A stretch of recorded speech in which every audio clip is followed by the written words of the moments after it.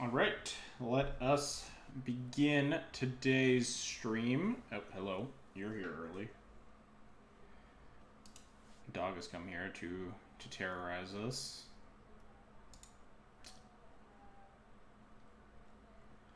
Hang on, I'm gonna fix Cardboard Life here, but we're playing some more Squawk syntaxes.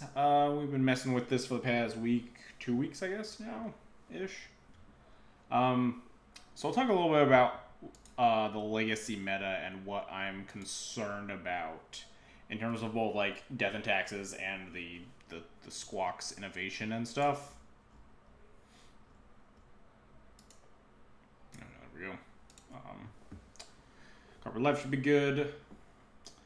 But yeah, so taking a look at these past couple of weeks in the legacy meta, it seems like decks are correcting to beat the Ren and 6 piles. Like, I think especially in the MCQ, but also in the challenge, there was a lot of depth decks and a decent amount of like Red Prison and stuff.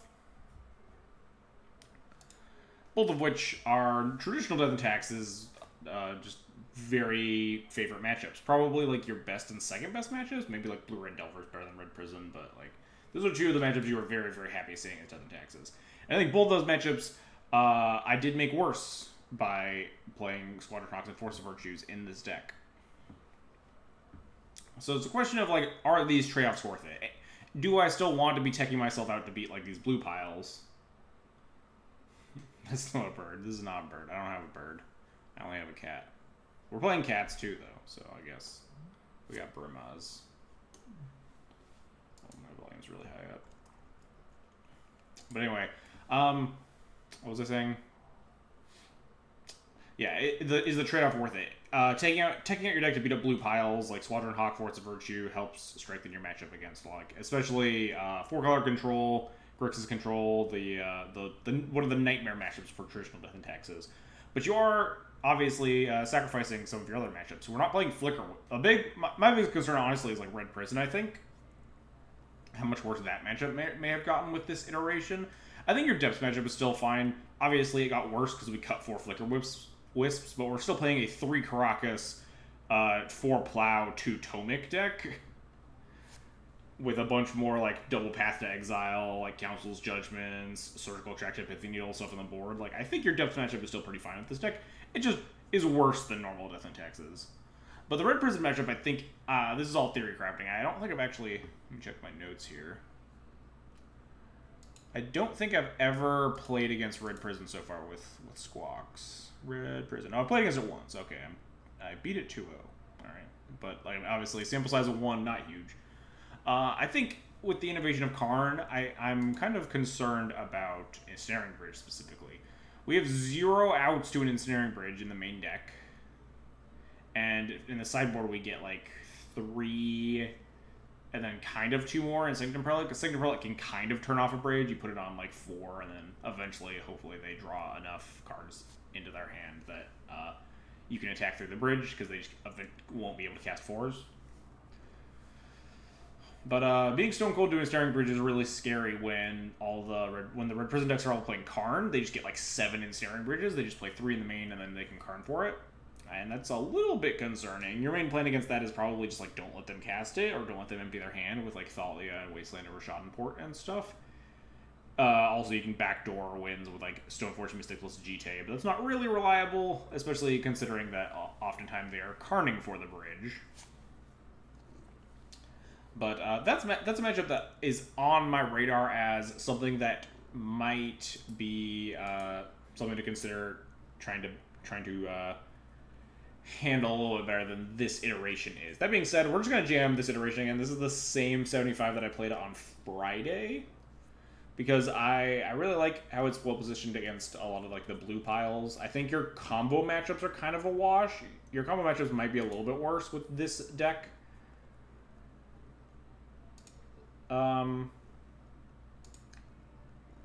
The normal Death and Taxes, you don't have like Revokers to like help as extra beater, like, or extra like pieces against Storm, or like main deck Sanctum Prelate and stuff. But also your clock is just really, really, really slow as normal Death and Taxes, and Force of Virtue is like not nothing. Like round 6 of the challenge that I top 8'd with Squawks. Like, I did just cut, like, 2-3 turns off the clock with Force of Virtue in play versus Sneak and Show, which is just, like, actually important. In those combo matchups, you just, like, so often you're going to die with cards in your hand that you'd much rather just, like, pitch a card and accelerate your clock by, like, a turn or two. I was actually, I think Force of Virtue is more playable than Bayhole. I mean, that would be accurate. I do think that. I do think that Force of Virtue and Hero Bladehold is a combo, though. That's so much power. How much power is that? 3, 4, 5, 6, 7, 8, 9, like 10 power? So much. My god, this cat's finally left me alone. For 2 seconds, she'll be back. Snap keep. This hand's perfect. How could we ever lose?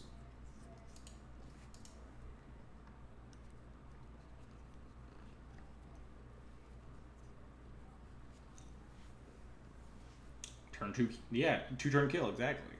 10 damage. Even like it goes like you get like a bunch of extra damage the following turn, right? Because you get like another 2/2s that are, I guess, 3/2s. Wasteland go on a mold of 6. Maybe they're protecting a colored source, or maybe they kept a really loose 6. Well, I'll cast my turn when Giver of Runes here.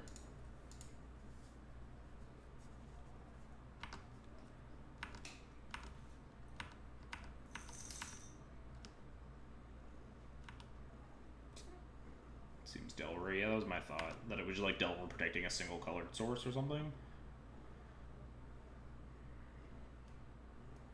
Now I'm confused. Oh, goblins. Okay.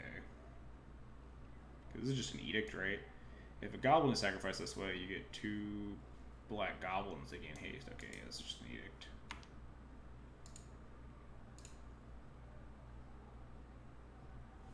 Ignorant modern player, what are the decks to beat in Legacy right now? It's a little bit tricky. The meta is adapting, but I think especially in paper the question differs a little bit. But the decks to beat are probably still the Ren piles currently, like 4-color Delver, Rug Delver, 4-color Control, etc. But then there are also these decks to beat that are popping up because they bully the Ren decks, stuff like Red Prison and especially Depths. Depths is really, really big online at least right now. 1, 2, 3, 4, 5, 6.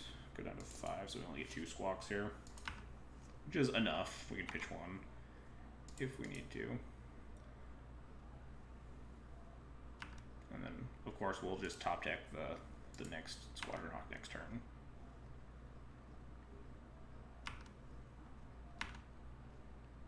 Oh yeah, Dean Zolver has been like fucking farming people in the challenges. Oh, I guess this is like maybe Depths tech. This also kind of kills true names and stuff. I don't know. Seems kind of matron for what? Please get like a thing that pings. I don't even know what it would be. It's probably just really want to draw a wasteland. Just snipe this Badlands. Gem bomb. I don't really care about that. All my things are like infinite value. Question is, do I want to pitch a Squawk to force? I don't think so. The chance my opponent tries to like cycle on my Spirit Keeper or something when I cast it next turn. I don't think like the 1 damage is worth it here. Ooh. Alright, well never mind. We're gonna cast Squadron Rock and Wasteland this Badlands.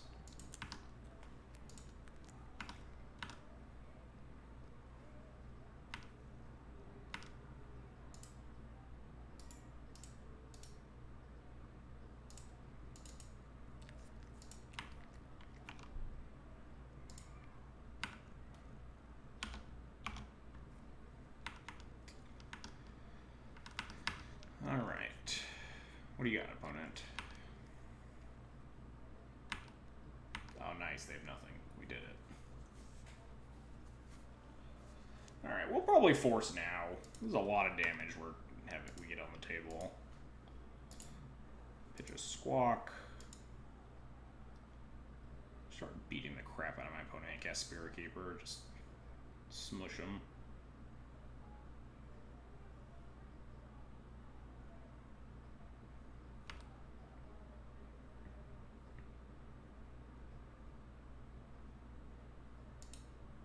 Ooh, sword is nice. I just want Spirit Keeper, though. I just want to smush my opponent as fast as possible.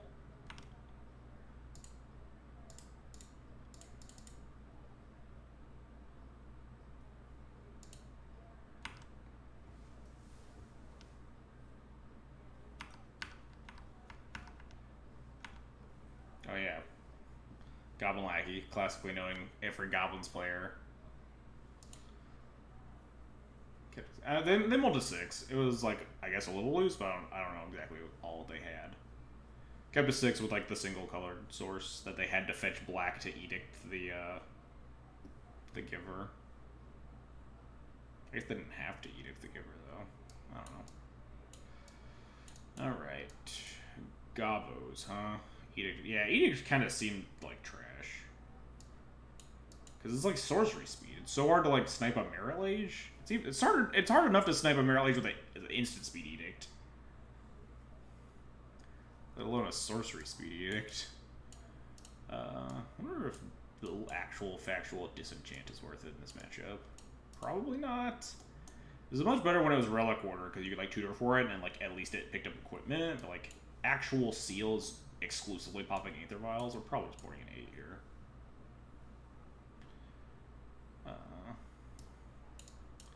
Cathalia's and... What gets the cut? Force seems pretty powerful. It's all the damage-based stuff. No Gid Daddy. Yeah, I decided that Gideon was just bad and Cataclysm was just way better. Even in the deck that, like, wants Anthems, Cataclysm was just, like, so busted against the decks you want Cataclysm against.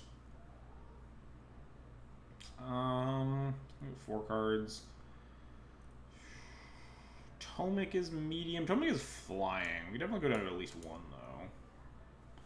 Tomic doesn't really have a lot of other text, like Summoning Wastelands and shit, but...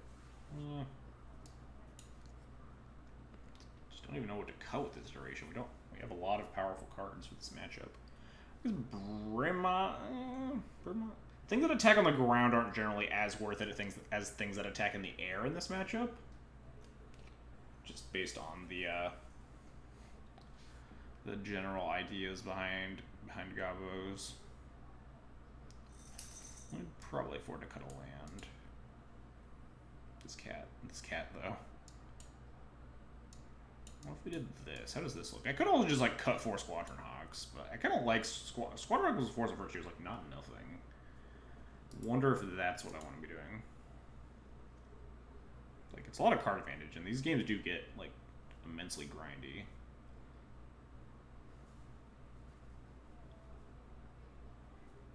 Tomic is a 3/4 Virtue. Yeah, that's why I'm playing. Well, that's one of the reasons I'm playing 2. Tomic is, like, actually bananas if you have a Force. If you, like, get Force down, you play Verse Delver. Pretty nutty. Kept 7, this hand 6. I'll keep this on 6 here. Probably going to ship the Force of Virtue. I don't see it being super relevant. Or on 6, which means the card advantage is worse. Card disadvantage. Kind of want to hit land drops in this matchup. With no Vial and, like, against Wastelands. At least we can handle a Lackey, but nope. Ooh, that's nice.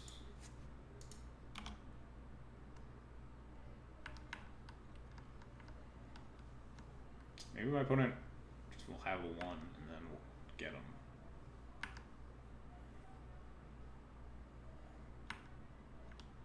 Kind of in for just turn 2, Containment Priest go. It's just really bad against removal, but I mean, so is, like, everything else I'm doing here. And also, if, like, we tap out for Stoneforge Mystic, we just get, like, absolutely bodied by Lackey.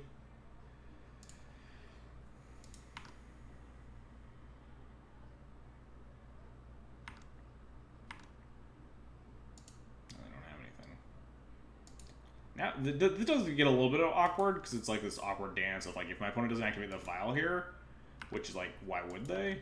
Maybe I'm supposed to flash it in the upkeep after they don't make a 1-drop. Probably what I'm supposed to do. They aren't really incentivized to activate this Vial on 2 right now.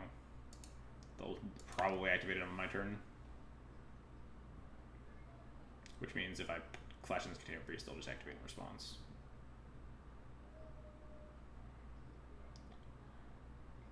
could cast in response to whatever this is, so they can't.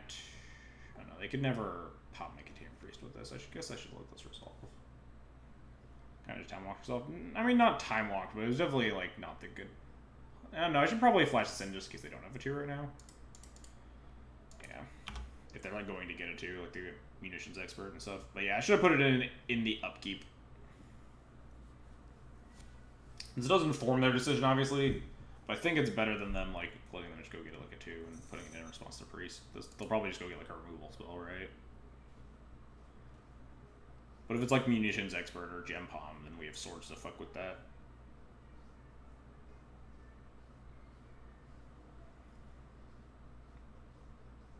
Containment Breeze notably worse in this matchup without Flicker Wisps, but battling Vials and attacking mana is still pretty relevant. So now we can just cast Stoneforge and leave a Plow, which is really good against a munitions expert when they don't have a Vial online. It's like Pyrokinesis is a card that should be on my mind, but it's not really something that I can play around or beat in any capacity here.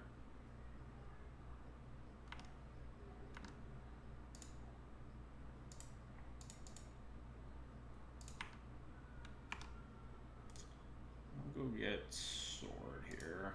We have another Stoneforge and get Batter Skull anyway.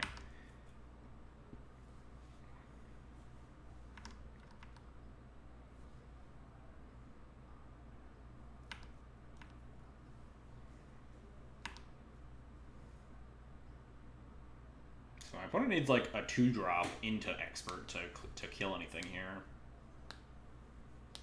Might have actually wanted to get Batter Skull just based on us not hitting the 4th land. This is fine. I'm just gonna sack the Stoneforge Mystic.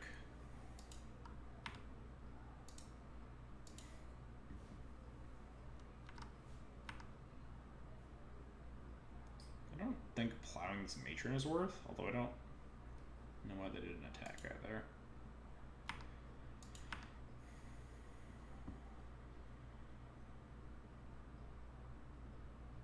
What if Max's was like Wasteland this Cavern? Maybe if depends on if I draw land, I guess. Nope. The fact that they're missing land drops is like pretty interesting. I could Wasteland the Cavern, play Vial, leave a Plow. It's definitely tempting. But like sacrificing my lands when I have a bunch of equipment in my hand is a clunky plan, but their hand might be kind of gummed up. They have to keep answering my shit, though. I think I'm gonna take another turn here and just cast Stoneforge Mystic, make them deal with it.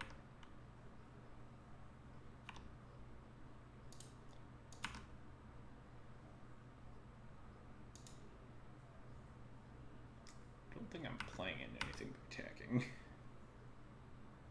Surprise 1 damage. Instant speed. Mog Fanatic, or whatever that thing's called.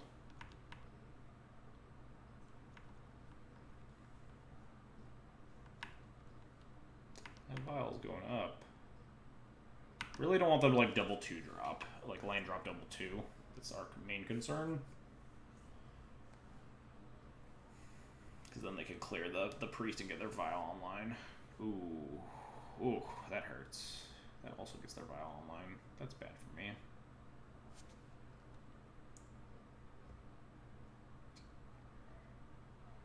Yeah. Hey, maybe they'll go for the Stoneforge Mystic. You never know.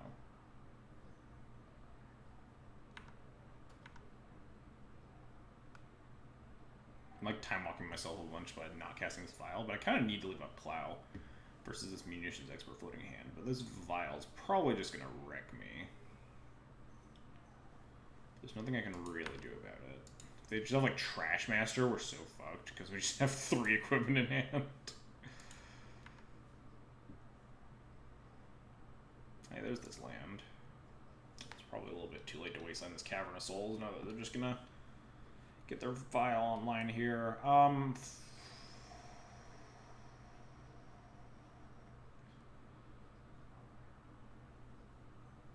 probably gonna put in Batter Skull, have Plow for a Trash Master. Leave a Plow again. Or, yeah, leave a play for Trash Master. So do I want to wasteland this? Probably not, because we want to like play and equip our equipment in the same turn, so... I guess we'll play Vial then? Cast a Vial, activate, yeah. This means that they could like sack the Matron to shatter my Vial, but I think that's still a fine exchange.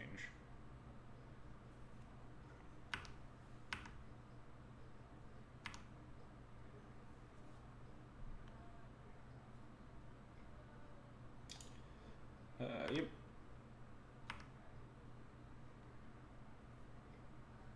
Yep. I guess they can just sack this Trash Master can sack itself, right? It's just Ringleader, sure.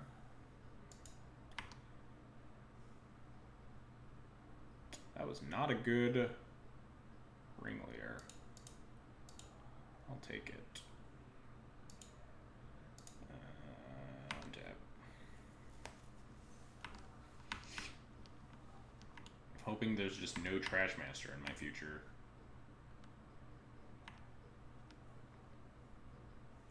How are you so good at making people whiff off Ringleader? I ask myself that question every day. No, I don't. I ask myself that question every time I play against goblins, I guess. Which is very rarely. It's a wasteland with my Caracas. Cast a spell. Sure.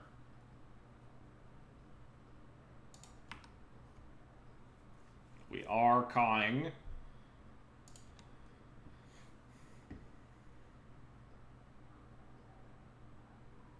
This is just like has to be Trash Master, right? There's like no way this isn't Trash Master. I mean, I can't like play around Trash Master. I need to force my opponent to play it so we can kill it at some point.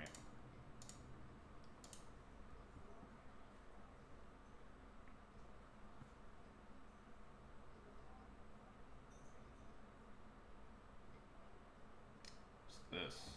Sure. Pop the Stoneforge while we're here. That's fine. Yeah. So, one of the last 3 cards is Trash Master, which is super dead, so that's life.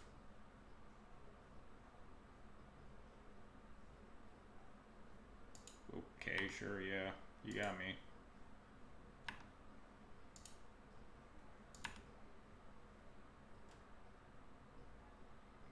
Yep, that's what I figured. You gotta get through it eventually.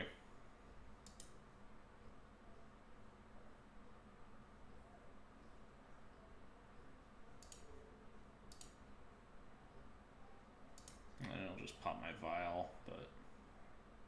We can cast Spirit Keeper, and we still have the 2 other equipment left, and they only have 2 cards left in hand. They just sack the Trash Master, kill the Aether Vial. Yep.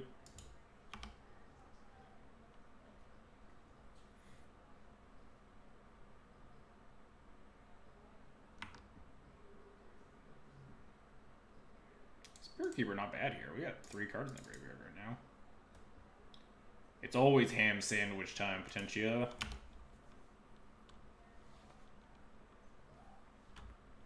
So we need to hope the last 2 cards in their hand are garbage. And I would like to draw a land so we could just like play Equip Jite or something.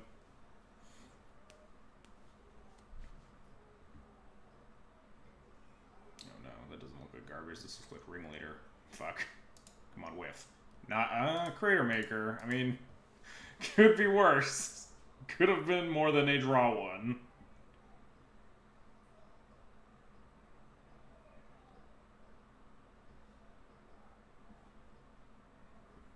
Crater Maker's still a little bit rude, but I mean we have the other equipment. Attack me, I dare you. I'm getting salty for my breath. Interesting. Okay, we are attacking. Do I want 4 spirits? 4 spirits is pretty good.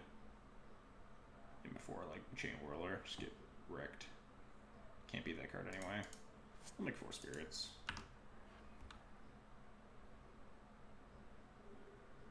Like, Plague Engineer, just get me. I'll concede to one of those cards.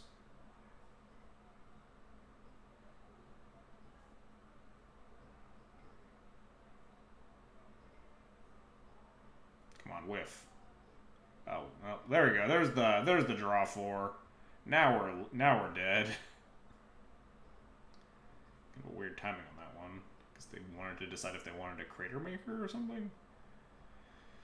Unfortunately, we didn't draw the land, so we can't even get GTA Online for like 1 turn before the Crater Maker comes and kills it. So we're just like super dead.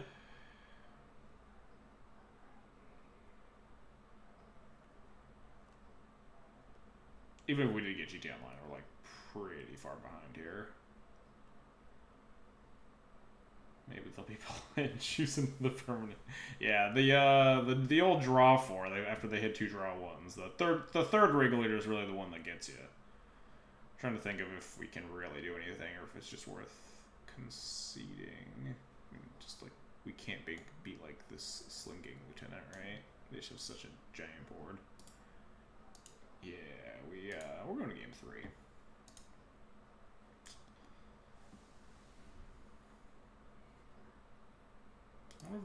Let's reassess on the cutting the Squadron Hawks plan. These are the 4 cards I cut. Should have played another Ancient Tomb. Yeah, true. What a mistake.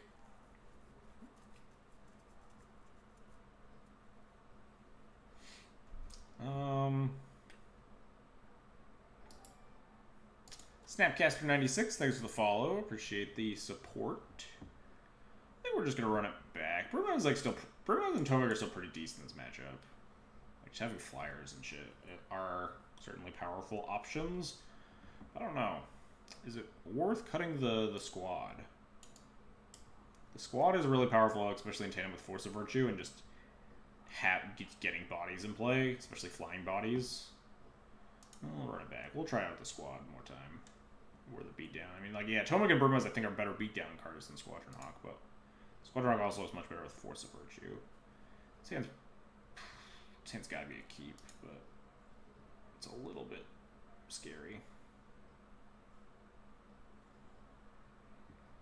Considering we don't have anything exceptionally powerful here besides Jite, like, goblins can beat a Jite. The deck that has, like, 9 million ways to go find their shatters. Probably beat it in a Jite. I do like the fact that Council Judgment on the play can, like, ice an Aether Vial, at least. Probably, like, the most important target for that card.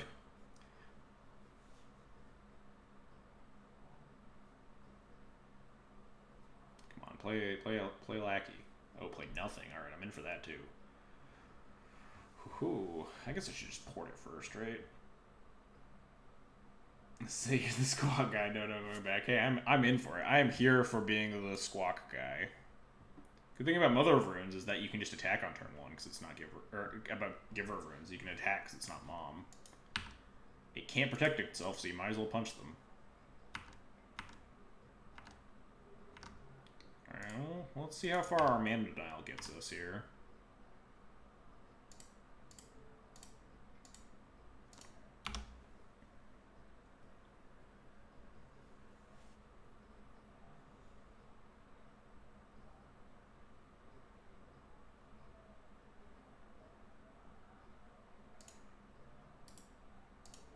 Not liking this path in my hand currently, but man, playing the Jite here is so tempting. Getting like 1 damage a turn is not a good clock.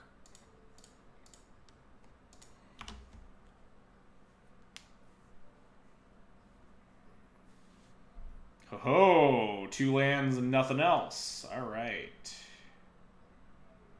We got something cooking.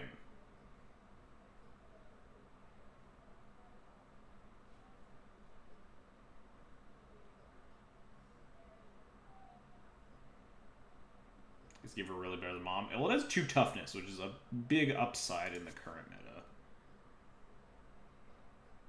This keep was 100% not a keep. I'm tempted to cast Jite here and just not port for a turn, but probably worth just taking it slow. Only 18 more turns, exactly. Got him on the ropes.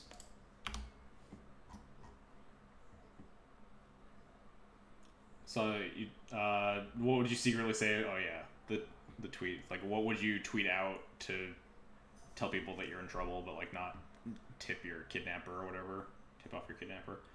Why consider wasting before port? Isn't porting first always better? No, I did port first. I ported on turn 2, and then I waste ported on turn 3. And also, not necessarily always better, but in that instance, I think porting was almost always better. Just sometimes you allow them to cast instants, but with a single Cavern of Souls, they weren't casting an instant anytime soon.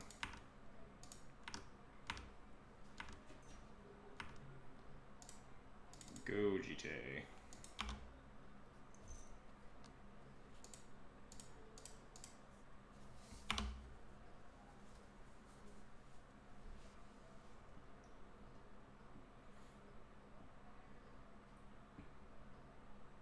Hey, we did it. Like, if they had a mountain, or like if they had like a Badlands or something, then there's a chance that Wastelanding's better, so they can't just like...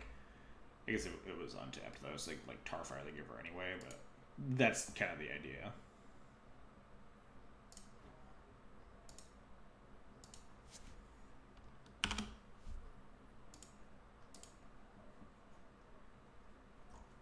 Their hand had to have been like stacked. I don't know what they kept, but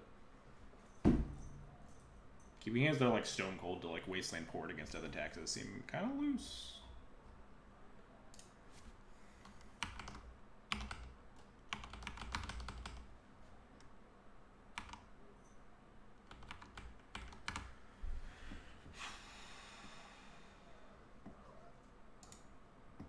Oh yeah, what would I say? I don't know. Currently, probably something about like Squadron Hawk is unplayable or something. Switching to OG foils, that's a good one. I think OG Thalia is better than normal Thalia. That's a strong contender. I think I'll keep this. Double Vial makes me like this hand a lot more. It's like Banner School kind of sucks, but like Thalia Squad Hawk, Double Vials. Let's go. We're on the draw. We'll be fine.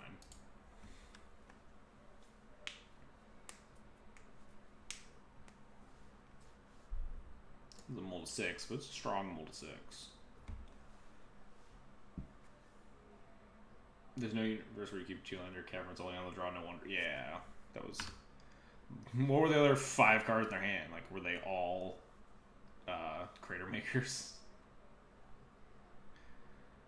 Humans. Alright, I guess it's Tribal Day. At least they can't daze my Aether Vial. Yeah, we can cast Force Virtue here. If my opponent plays a Thalia, I'm going to consider just forcing. Okay, I guess they can still have Thalia.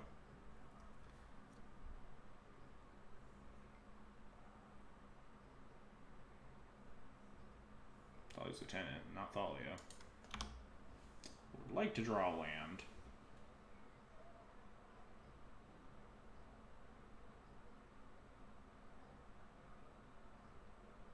If you see a card help on stream, want to know before that's true. I shouldn't say it to the public, or else they'll know. Fuck, that was like the worst draw on the deck. It's not even just not a draw. If they had like 2 Pyrokinesis though, they wouldn't have conceded there, right? Because they weren't just like dead to the GTA, because that was my only creature in play at the time. Just opted to like not draw a card this turn. Just sucks. Actual worst draw on the whole deck.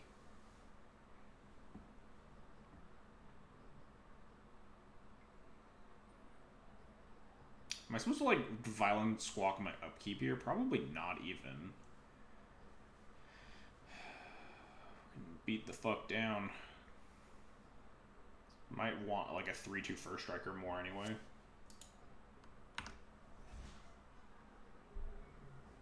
They're not casting a human this turn? I feel like they could have attacked for more damage. What's their hand? They only have 2 cards left, I guess. You just draw land. Alright, more forces. Interesting.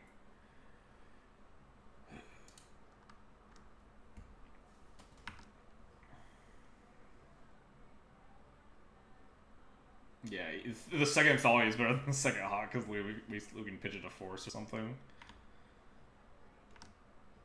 What are their 2 cards in hand? They just have 4 mana. Is it just like all lands? It's like the only thing you wouldn't cast there, right? Like Reflector Mage, maybe? Am I supposed to double force first strike down this champion of the parish? Like, they're not gonna have anything with flash. But I have to pitch both my Hawks or pitch the Brimaz. Probably pitch the Brimaz, honestly.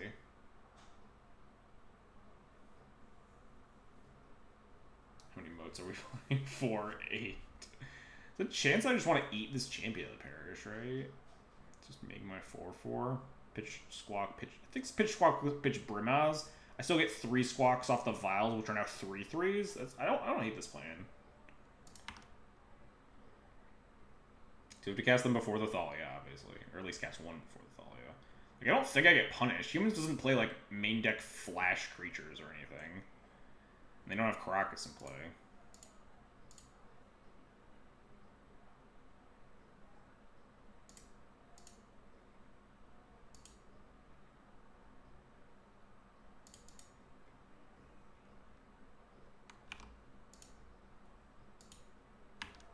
Sad not to have I guess Brimaz is also gas with 2 Force of Virtues. I'm a little scared of a Caracas, though. If like we pitch both Squawks, we get severely punished by Caracas, right?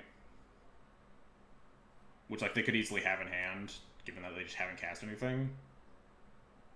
So they just might be sitting on a bunch more lands. We'll leave both these vials on 2, so we just make a bunch of Squawks.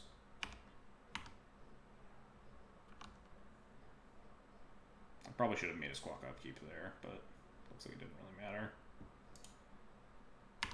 So we're beating down.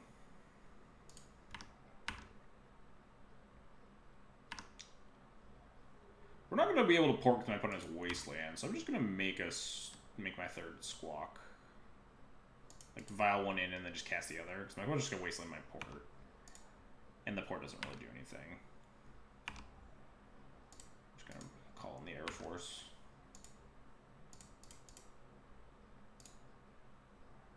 Just giving them the business here.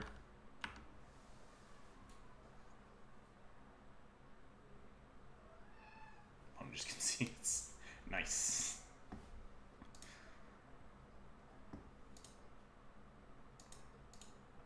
Alright. Humans matchup, huh?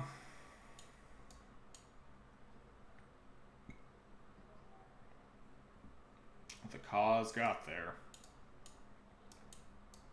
So I don't think Cataclysm's worth it in this matchup. Same with Seal. So there's another matchup where like Relic Warder is just better than Seal because like the floor in it's a lot higher. Humans are no match for birds. Got him good. Alright, let's cut all our Thalias here for sure. Tomic worse here against the other Caracas deck. I think Brimaz has a little bit more strength than Tomix in this matchup.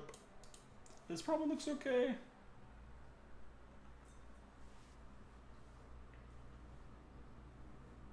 Yeah, I'm in for this.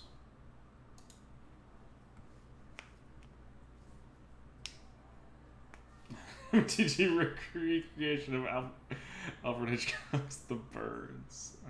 God, I hate these hands. These hands, I guess this Force of Virtue is like not really a card. But like, So Fortunate Council is probably something I'm supposed to keep. But also probably something that's just going to get ranched.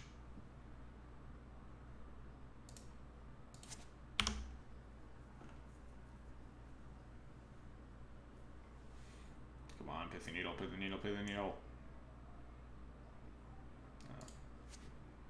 We tried. They could also, they might have colored sources. Regular Mother, thanks for the follow. Appreciate the support. Yeah, they might just play out the Wasteland. Wow, no respect. Do I need to take a screenshot and send this to Eddie? Eddie, what are you teaching your fellow humans players? Kind of just want to Caracas. It doesn't matter. He can stay and play for a turn. I'm going to cast my Stoneforge Mystic.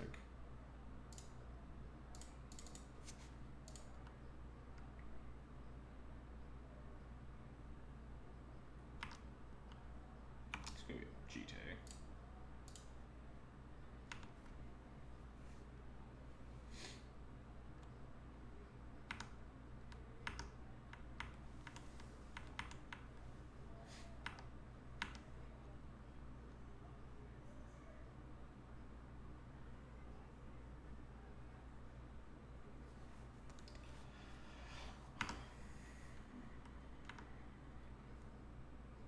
got me.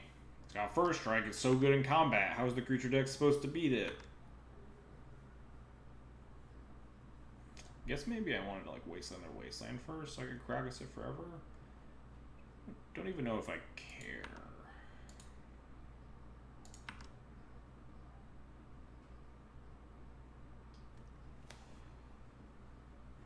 Could just Judgment this Aether. I can't Judgment this wrong because there's a Thalia in play. Wasteland this Wasteland, put in Jite past the turn. Seems fine. They have 4 cards at hand. I imagine there's an answer to my Jite, but like we're not under any significant pressure here.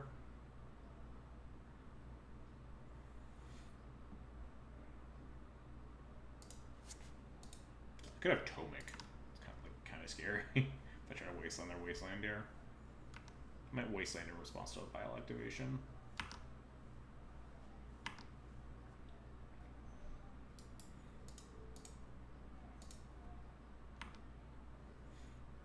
Oh, maybe it was... yeah. Name like Plow. The usual name.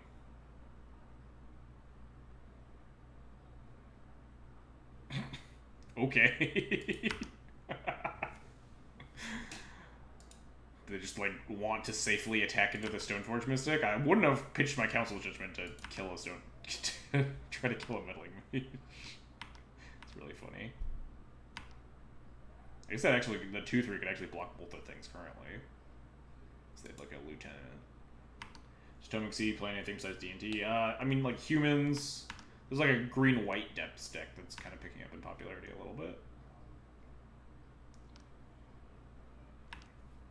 Oh man, Croxing their Thalia combos with their champion of the parish.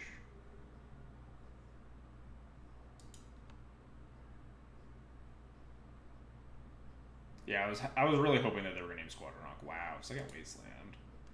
How rude of you, opponent.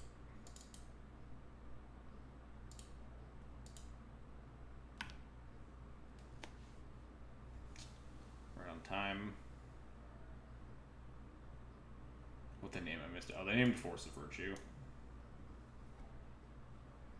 It's actually just really funny. 2 cards in hand. If they don't have a Shatter, this attack's just really good. But like a Vile on 3 is really concerning. My problem is that I don't have a better play this turn. I guess I could just equip and pass, right? I could just like play Karagas, equip, go.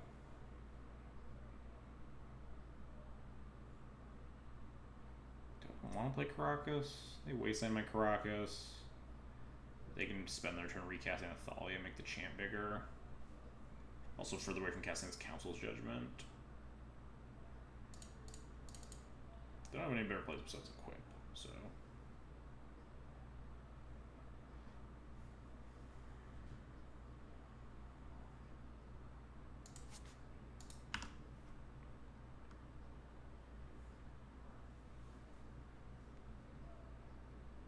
Don't think I want to attack here.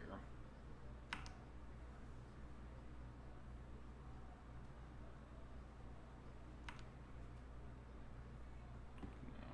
Wasteland my Caracas, yep. You know, the back.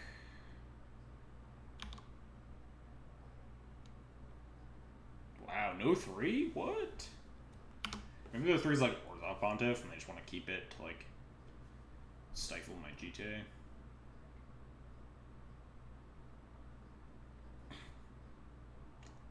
Sure.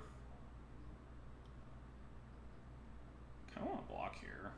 Pontiff, we're gonna get wrecked by it eventually, right? I think I'm happy with a block and just killing this champion of the parish. And keeping a GTA counter for later. Eventually we'll probably draw a creature. Yeah, this is Pontiff, we're just like gonna get wrecked by it at some point. Yeah. That's fine. I mean, it's not fine, we're kinda getting wrecked, but that's life. Our draws did not pan out. We kept 3 spells and drew, I guess technically 1 spell, but not really.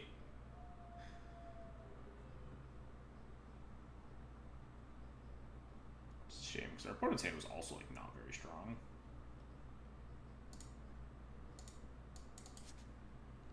Guess it's time for the Batter Skull.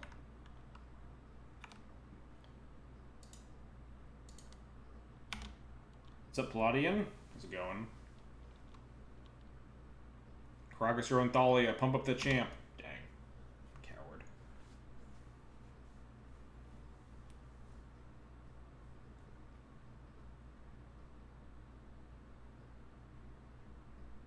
Foul on 4. That's threatening. That is certainly a threat.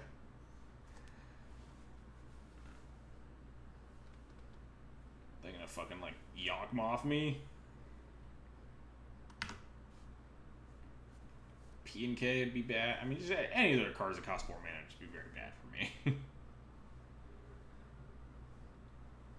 Treated like shit by my local DQ owner. Does that count as a thing? I have no idea. I guess so. It's not nothing. It's not a great thing, but it's a thing that happened. Alright, well, my opponent has 1 card in hand, so I'm just gonna Sorcerer Speed Battle Scroll equip GT to it. Like, I don't think I'm gonna play around, like, Reflector. Wait, are we dead if we do that? Block, take 5. No, we're gaining 5. Take 2 first strike, but I think my best bet is just Battle Scroll with holding a GT and call it a day. Just hope they have nothing. If they have anything, we die.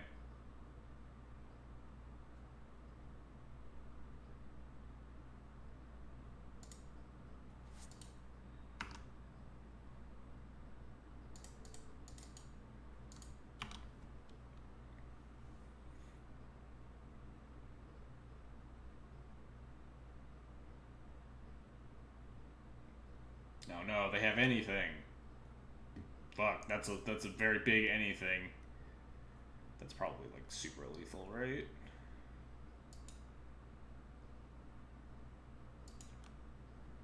Uh, 1, 2, 3, 4, 5, 6, 7, 8, 9. Yeah, no, it's actually exactly lethal. Unfortunate. But also, we probably weren't going to beat Krakus P and K file. Well, we have Judgment. At least a fighting chance here.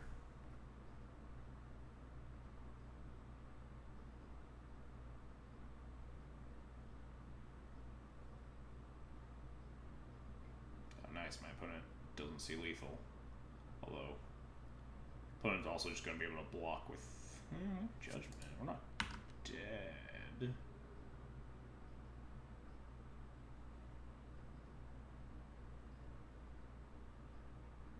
Man, all these uncastable Force of Virtues, they would have been super helpful.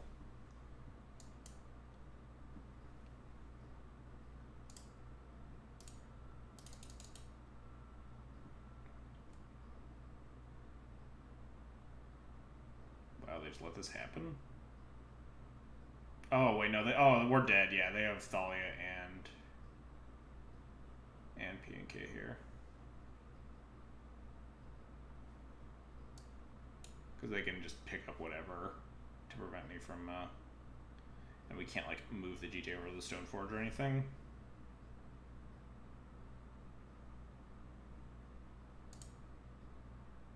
Go for the Thalia.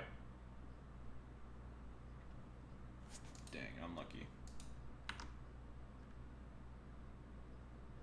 I've obviously voted for the Meddling Mage so I can cast all my Force of Virtues.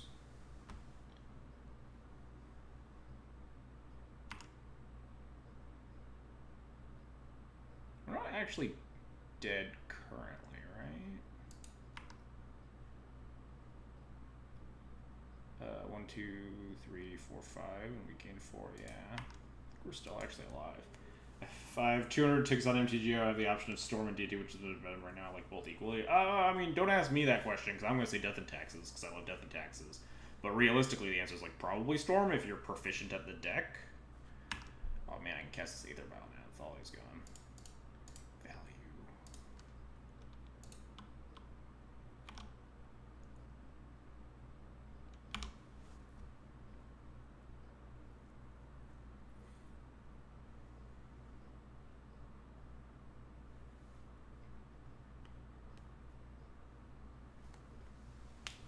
Canopy. Cast a Thalia. Please don't kill me. Sure.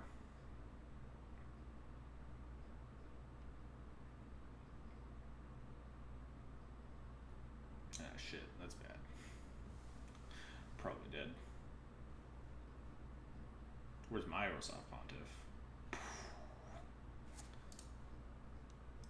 So we could actually port this Caracas, couldn't we?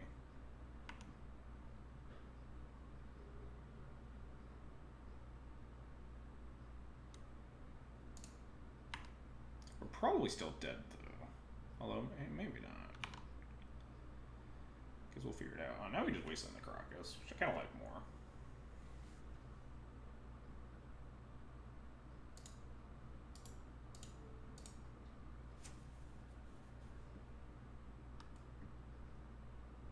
You can block with their gigantic champion of the parish, though, which is very bad for me. And I'm, like, I have to pick off this Mother of Ruins or I'm super dead. I have 2 uncastable Force of Virtues thanks to this Meddling Mage. Could just, I guess I could just put the Batter Skull on the Stoneforge after they block, right?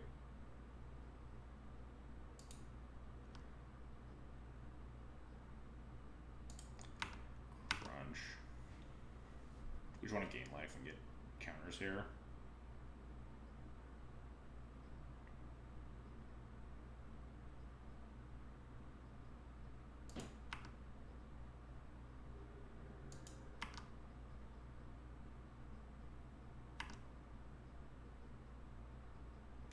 Alright, so if I kill this champion of the parish and equip the Batter Skull to the Stoneforge and leave the Mom in play. No, because then I'm just never getting through the Mom, and then I'm going to die. So I have to clear the Mom. Problem is that this champion gets to live. But if I clear the Mom and keep a counter on for the... to make the champion a 5-5, I have a 5-6, so that's not nothing. We're at 5, so we're not dead in the air, yeah.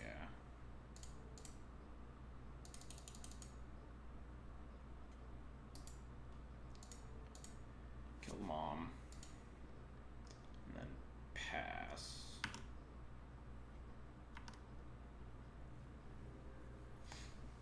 We continue to not be dead.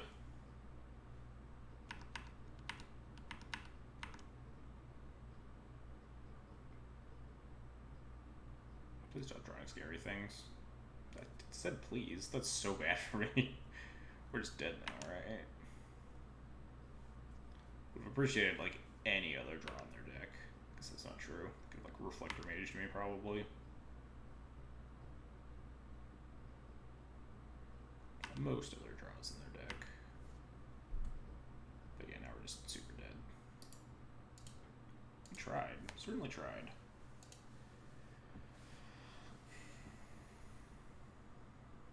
Losing to opponent having Thalia in play.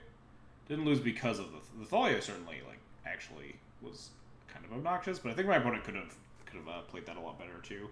They just, like, had a Vial on 4 when they let the Council Judgment resolve, right? They could have at least, I guess if they Caracas their own P and K, then I get to connect with the Batter Skull I turn then, right? And then they did just straight up miss lethal that one turn. They could have just attacked with everything. And if they weren't planning on attack with everything, they should have just picked up their P and K again.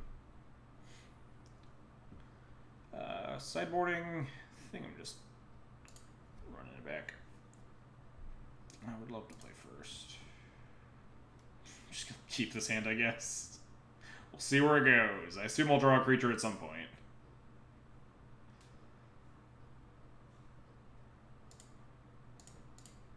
My opponent doesn't have Aether Vial, it's hands like bananas too, right?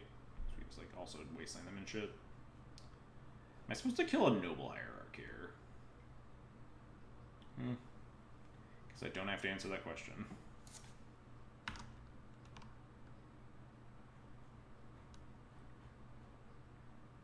I really feel like I don't want to wasteland this. Maybe I do. We have plenty of land drops to hit. No Squawks, unplayable. My opponent's deck. My deck definitely has Squawks.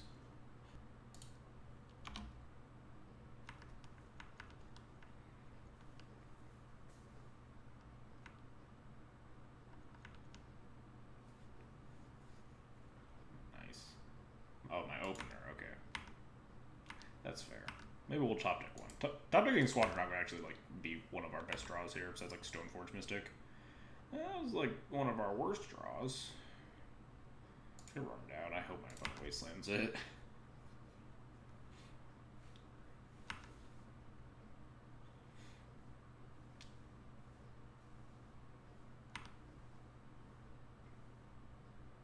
Resolves.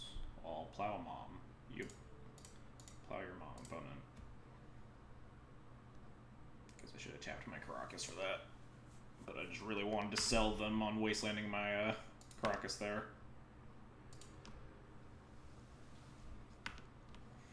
There's no reason you'd wasteland there. You just wait until you, like, there's no reason to wasteland on your opponent's end step. There's very little incentive to do so. God, I wish there was some way I could punish them having only Aether Vial. Leave this Vial on 2, because we have like 2 3-drops left in the whole deck. What would you possibly put it on draw step here? Is it a Thalia? Please be a Thalia. Freebooter.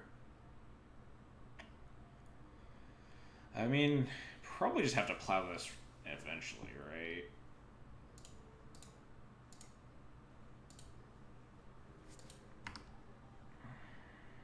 You get to see my terrible, terrible hand, opponent.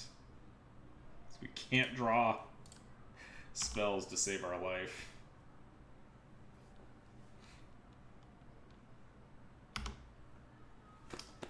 This game or last game.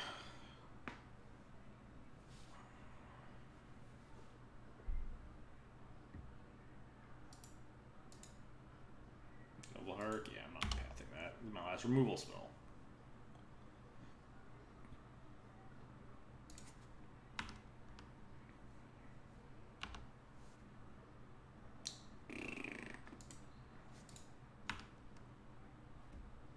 This is what I get for having 4 Force Purges in my deck. Instead of, like, action cards in action-y matchups. Maybe I'm supposed to, like, shave them in this matchup. See what would be. That's scary. Classic Path of the Bird line. I mean, Pathing the Bird's a little bit better when your opponent doesn't have basics in their deck. That's for sure. They get here, like, P and K. They don't have this path. They probably want to get something for value. Jailer, I guess, would be nuts. They probably just, like, bury me with Palos Jailer, right?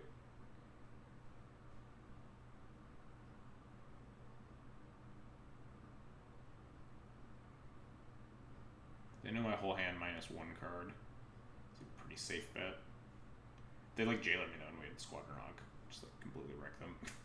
This seems wholly inefficient, opponent. In what world is that the right play? Their hand just has, like, 3 Thalia's Lieutenants in it?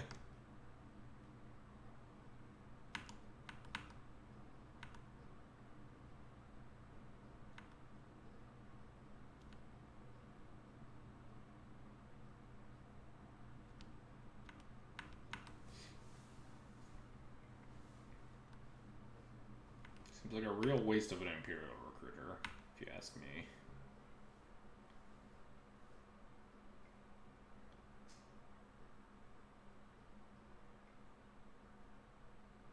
Man, I have to path that. That sucks.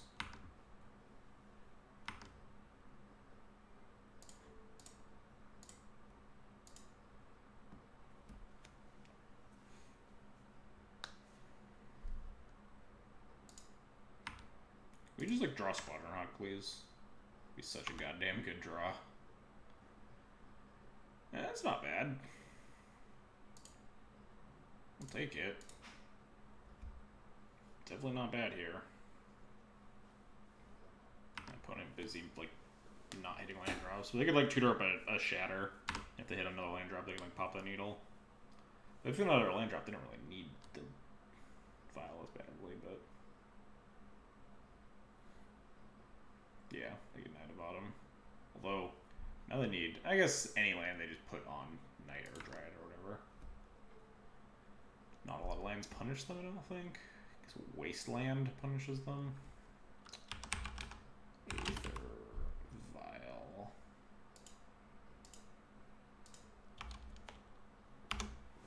Their clock isn't exactly fast currently. Time to draw into something in my deck, please. He just comes with Thalia's Lieutenant? Yeah, okay.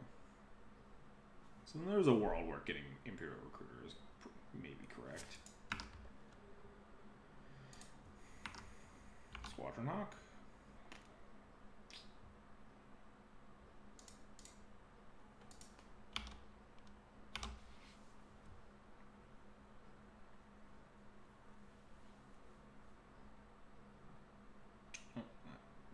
Casts Knight of Autumn.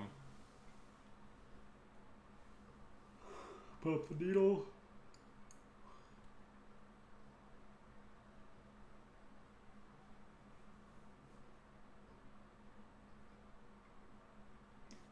I don't think I have big enough balls to block this Thalia's Lieutenant.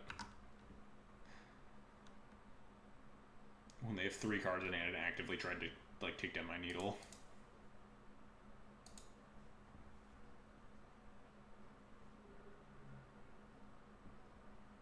Really running low on good top decks here. Squadron Hawk, still good.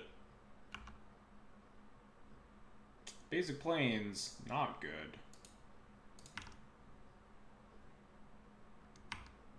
Getting really womped here. Wow, do they not have anything? Is that Thalia's Lieutenant attack? Like, just a huge bluff? I guess it might just be Pontiff again, they just don't need to put it in play.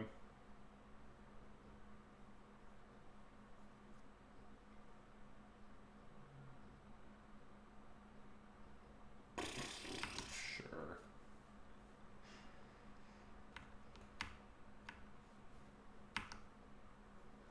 Looks like we're dead. Tried our best.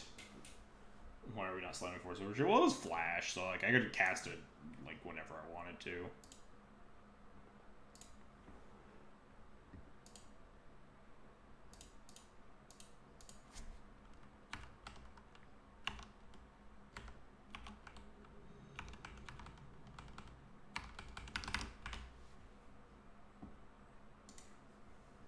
Listen to a modern deck for shame. Oh hey, D'Amato EXP.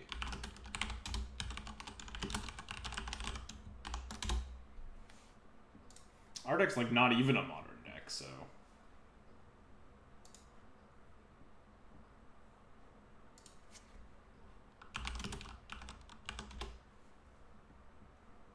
Well, my opponent is playing Storm, so I'll keep turn 2 Thalia. Oh shit, this is turn 3 Thalia on the play. Man, I didn't even look at this hand. It's got like 2 Wastelands and 2 ports though, so like we have shit to do.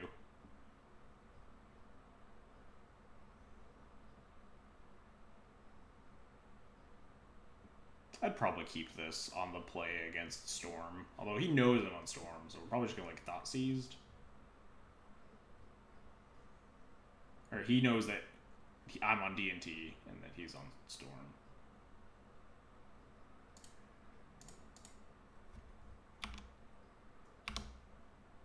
But yeah, I'd probably keep this. I like mull to 6 for like double Thalia hand. Thought Seize me, punk. Rude.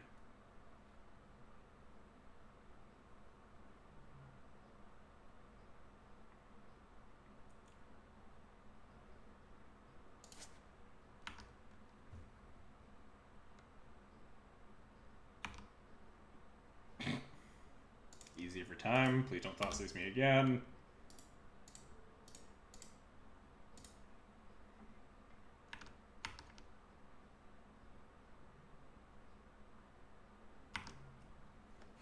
Thought Seizes Vampire trigger for your opponent every time. Nice. Yeah, just cast a cantrip and pass the turn. Yeah, love to see it.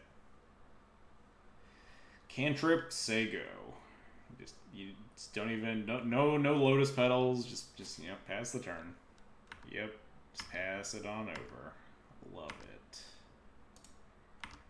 Yeah, yeah, yeah.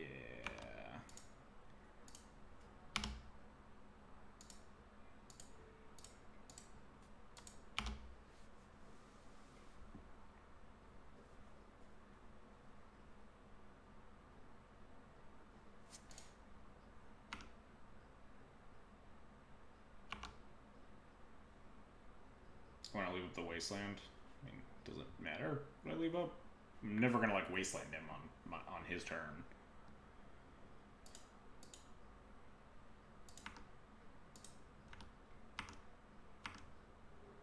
especially because we do the Tomic, I think I just want to be double porting now, rather than, like, trying to cast an equipment here. I could, like, Violent Stoneforge and cast sort of Fire and Ice here.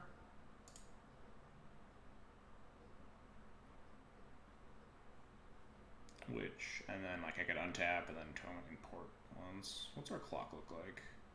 4, then 5. Give him free range of mana for 1 turn. Also just, I guess I can't actually pitch the Stoneforge to the Force because I'm double porting. I think I like double porting. He missed a land drop, so.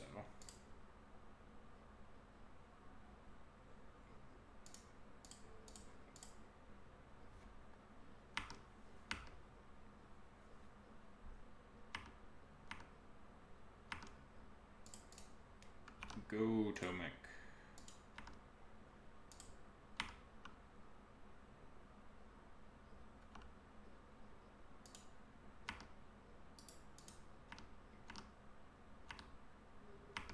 Now we have 6, 7, 8.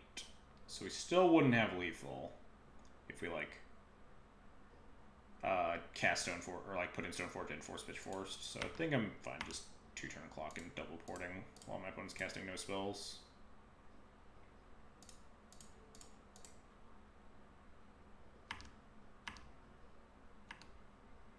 And if we draw a white source, he just dies, I think, right? Oh no, that wouldn't be. We would have to have Force in play for them to die, right? 2, 4, 5, 6, yeah. Sophie would only be 8 damage. Alright. That went well. Better than the last time I played against him, where he just, like, crushed me. Game 1 and Game 2.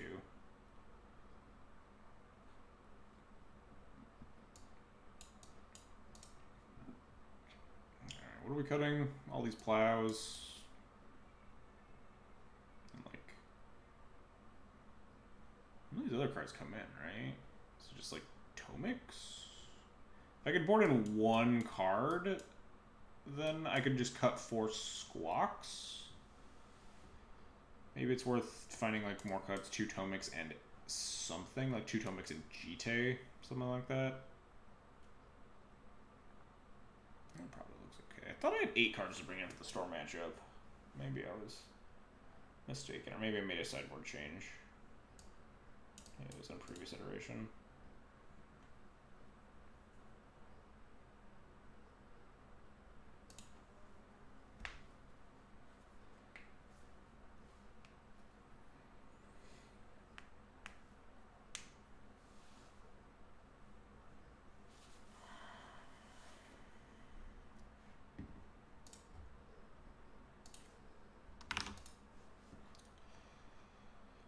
Hand does not feel like a keep, especially on the draw. Maybe I would keep this on the play. I would probably keep this on the play. Canonist plus Force is really powerful. It beats Massacre and stuff, but I think we can get a better hand on the draw here.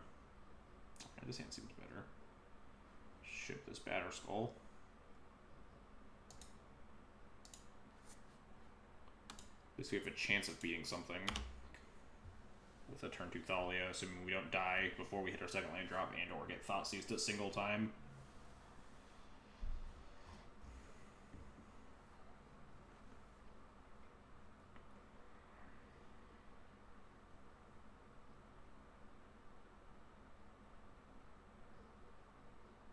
That's a pretty good draw.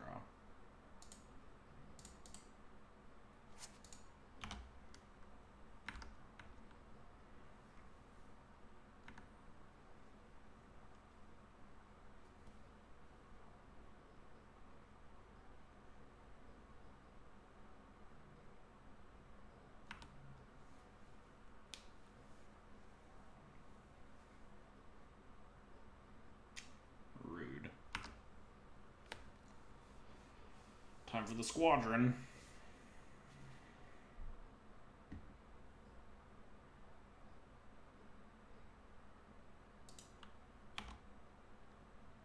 Or time to like top deck something. That'd be nice too.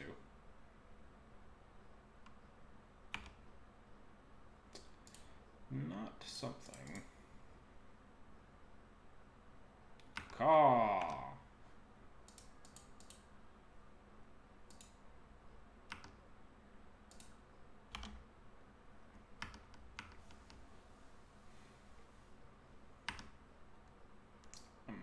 many forces am I supposed to cast here? Probably just one. Considering we can like double Squawk next turn. 2/3/3s versus 3/2/2s, I guess. But there's a chance we can play this other force later. I think I definitely cast at least one. I think the answer is only one.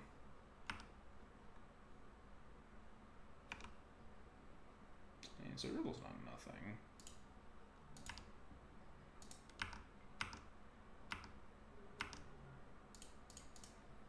Call.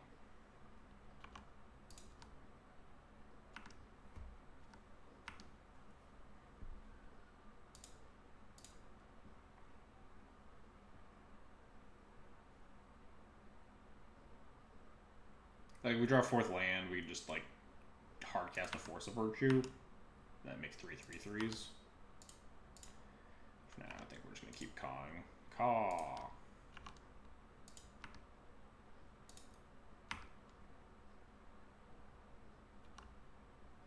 Ah, fuck. I was just thinking about taking the Vial up to 3, but I was like, no, if we draw, like, we have so many more 2s in the deck, and, like, drawing Canonist and having it on Vial is so good. Just immediately get super punished. Would we have lethal if we had Burmaz here? Yeah, we would definitely have lethal. I guess we still have lethal, though, if we draw a white mana. Just cast Force, punch him.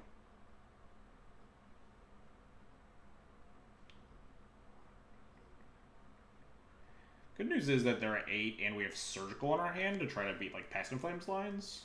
So... I'm supposed to take this Vial up to 3 now. Just for this Brimaz. Probably, just in case they, like, massacre me after I put them to 2.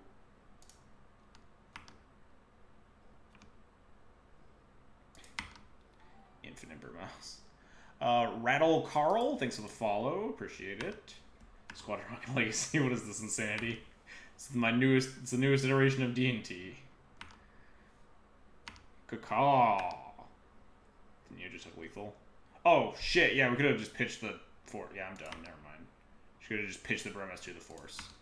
Wasn't even thinking about that.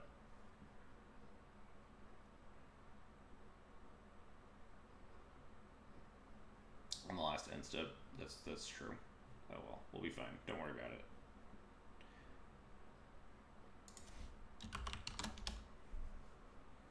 Drizoth, you missed when he thought seized me turn 1 and took my Thalia, and then I top deck Thalia. It was very good. We won that game.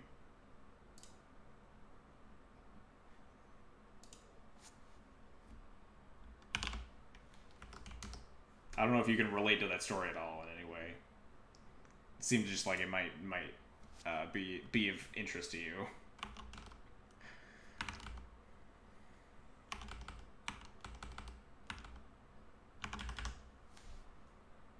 But yeah, I definitely did miss lethal. Imagine the Squadron Hawk Legacy. Got him. Definitely better than, like, Atomic would have been there, right? Like, having a 1 Squadron Hawk that makes 4 Squadron Hawks if you just have some time. And some Anthems. Like, it definitely just adds a lot more to the board a lot quicker. But yeah, I was super tunnel visioning on the not taking Val up to 3 tilt to have lethal next turn, but drawing the white card meant that I had lethal anyway. Unless he had, like, Echoing Truth and just get me, but...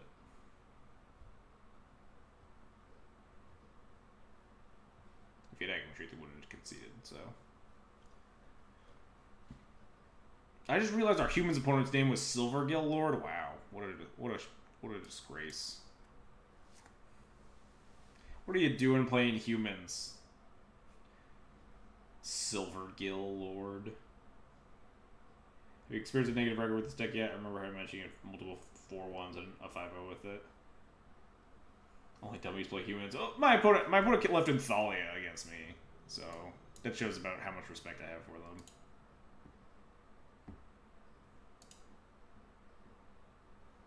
Yeah, it's pretty decent plus. Thalia's much better against this build, to be fair. Is it? You have, like, Force of Virtue, which is literally free.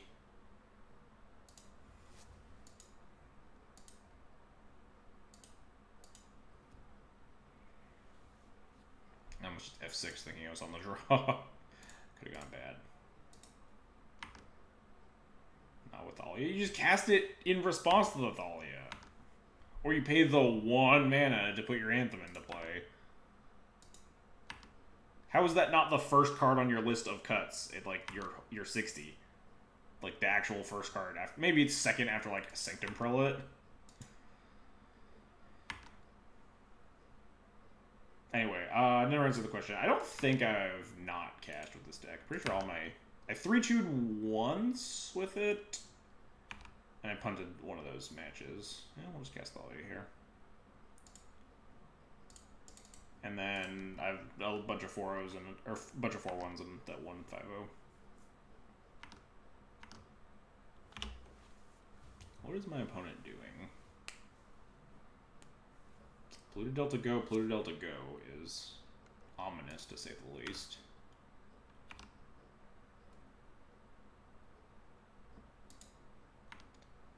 I think I'm just going to cast my Brimaz. I don't know what's happening over there, but I want to kill them. Like, I'm not porting anything. Go, Brimaz. Hopefully we're not going to get, like, Brainstorm Terminus here, but at least we would have a follow-up in Stoneforge Mystic. Maybe I'm supposed to be, like, just, like, leaving up the port to fuck with them and just putting the Brimaz off the vial the following turn, but... Fetchland Go just makes me scared, and I kind of want to slam my foot on the gas pedal.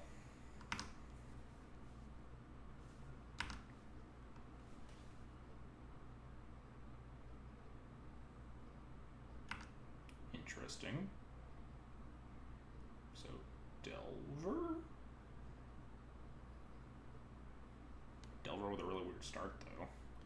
4-color control, I feel like, wouldn't fetch out the Trop this early, but... What do I know?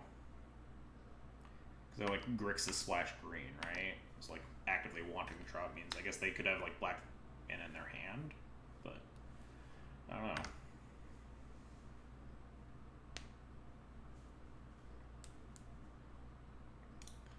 What you got? Plague Engineer would be a little bit obnoxious. Sure. Resolves. Guess I'm supposed to get sort of Fire and Ice anyway. It's like better than GT. We already have Batterskull, so.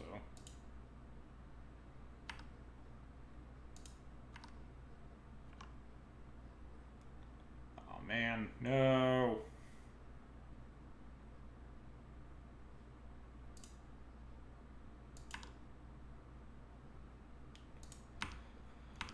Womp. It's womping time. They don't even block the Cat Soldier? Alright, deal. In what world do you not block the Cat Soldier?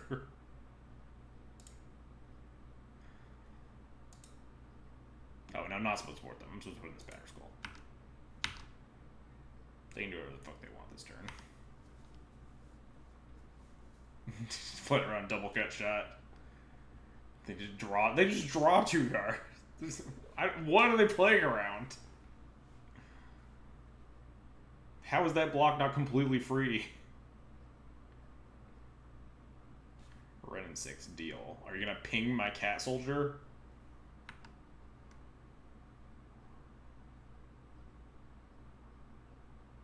Oh no, they're gonna ping and bolt my Brimaz. I don't really care.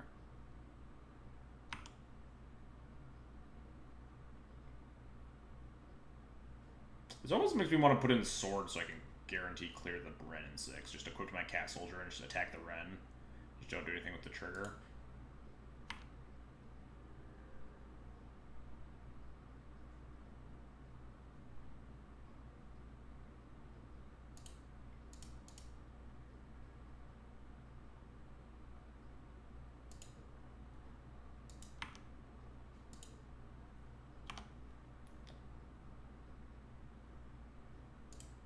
I think I have this Cat Soldier in play. For no good reason. Yeah, definitely 4-color control.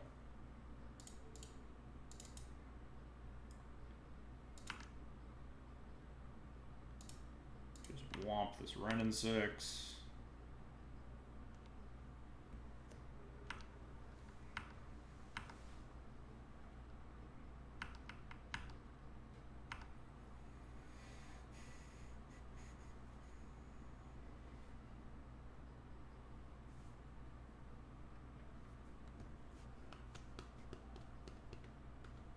Miracle player turn as a monk fanatic at 17 life.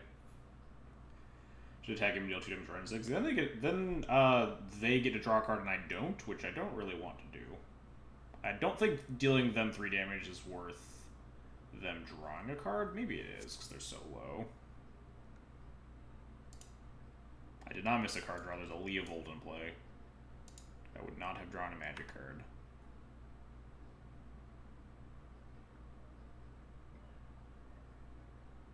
Whoa, hang on. Suddenly this is back to 4-color Delver. They do sometimes play like a 1 of Leovold.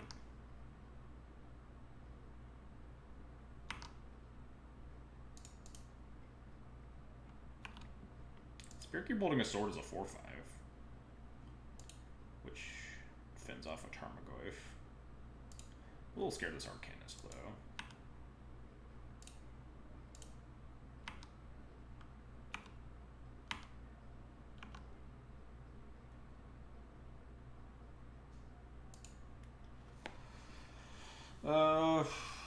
So they'd probably trade with the Goyf, right? And then I get 3 spirits. And then...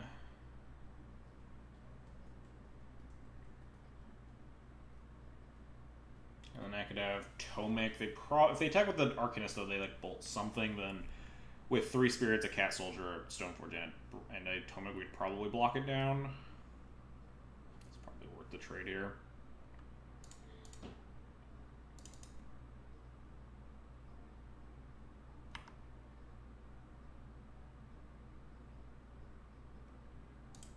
Punch.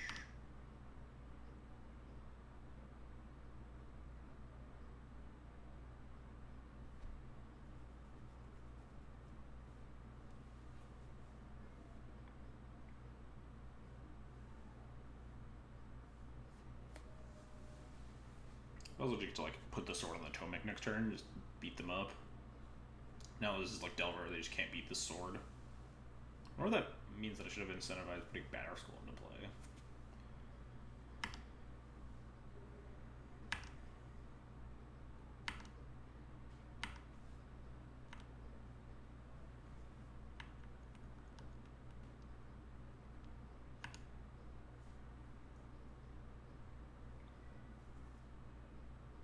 Ponder, sure.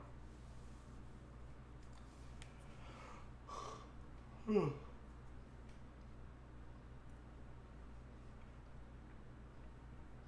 really want to draw another land, honestly. Like, equip sword, still put in its Battle Skull and stuff. Battle Skull's been sitting here awkwardly, and I would love to have it in play.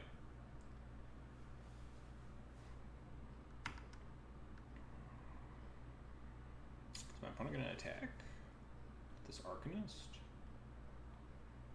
I hope not, because then I'd have to figure out how to fucking block it. How to, like, play around them having a bolt in hand.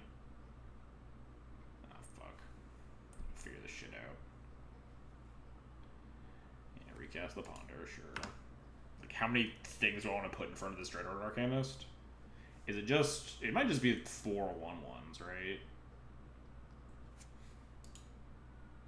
But, like, I could get super value if I, like, blocked with, like, Tomek Stoneforge instead. I guess Tomek Stoneforge is a pretty safe block, too, right? Because if they have a bolt, like, they're going to bolt one of them anyway. But then I don't get to kill it. If I block with anything else, then I lose a token. I could block with Tomek Stoneforge Cat Soldier, and then they bolt the Tomek. They did not shuffle off that Ponder, notably.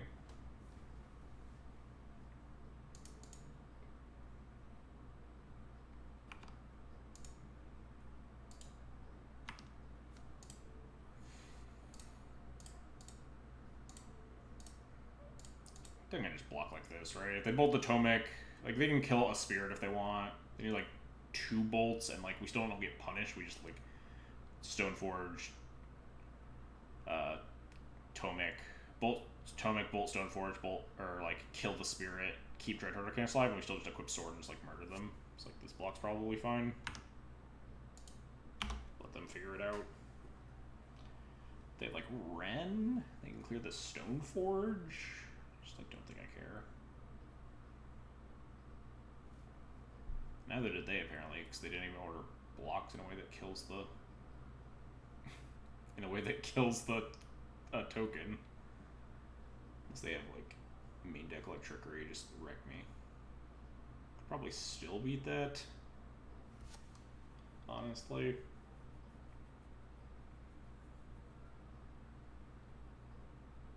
Oh, opponent says they forgot to stack. Probably didn't matter though, because they're probably just horribly behind here. Even with double ponder.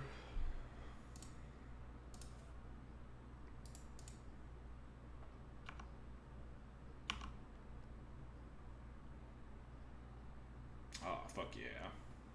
Tap to the squad.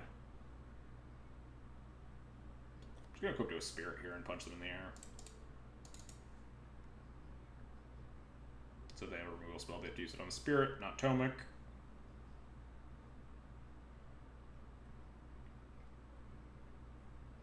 Was this decay? Yeah, sure.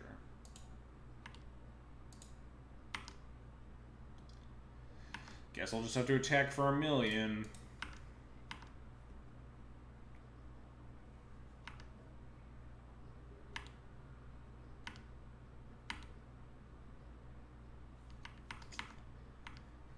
So they're not dead if they have main deck Plague Engineer on Spirit, but they're pretty much dead. Because we just Val and Squawk attack them to 1, and then they're just dead from there.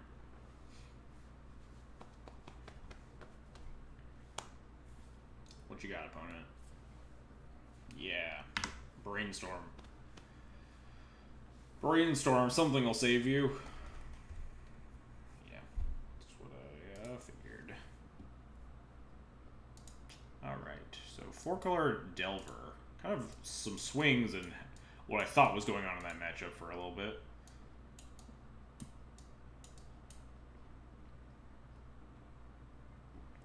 How do I like to board in this matchup? Cut. This one's always tough because like all your cards are great. So I never know exactly how I want to board. I think I've been boarding like this. Maybe I'm actually supposed to board out Brimaz in the Tarmogoyf Delver matchups.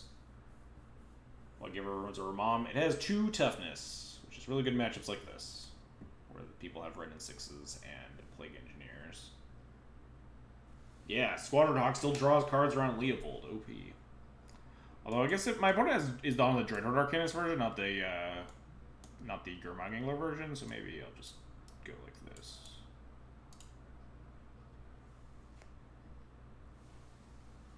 Brimaz is really good at blocking Dreadhorde Arcanist. I'll snap this one off.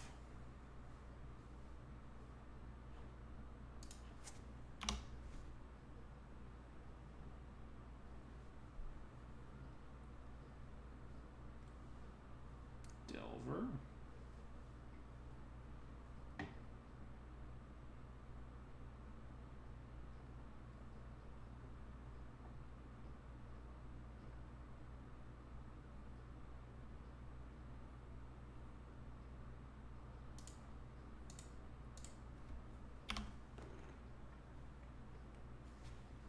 I don't think there's a world where I want to cast Force here because I'm like casting Thalia the following turn. Maybe there is. The Throne of Ren and 6 is definitely real, but I don't really want to pitch any of the cards in my hand. There's a chance we could just cast Tomek or Port instead of the Thalia.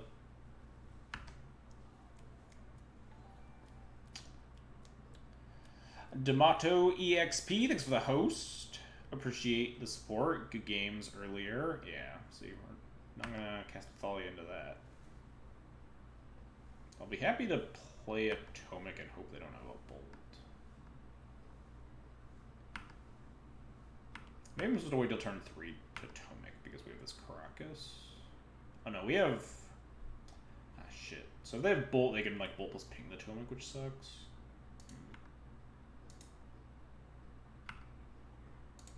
Let's play by ear a little bit.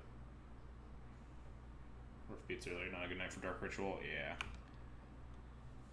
Faux show.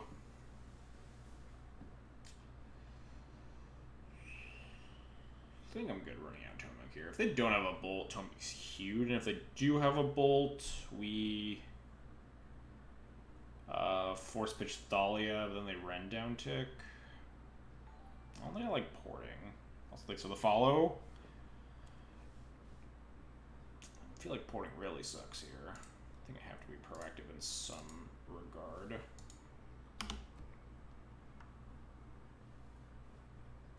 The upside is also like enormous if they don't have a Bolt at all. Getting this Tomac into play is just insane.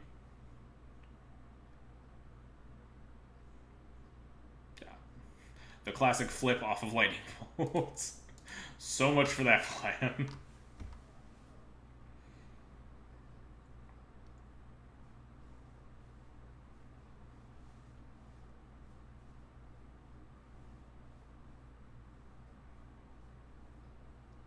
Probably. I wonder if actually force pitching Thalia is worth it in that instance. Because we know they can just Ren down tick to clear.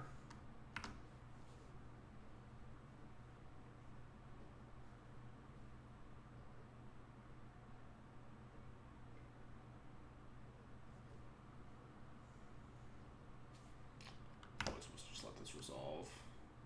Having the ability to like Vile in the Thalia is probably worth something here.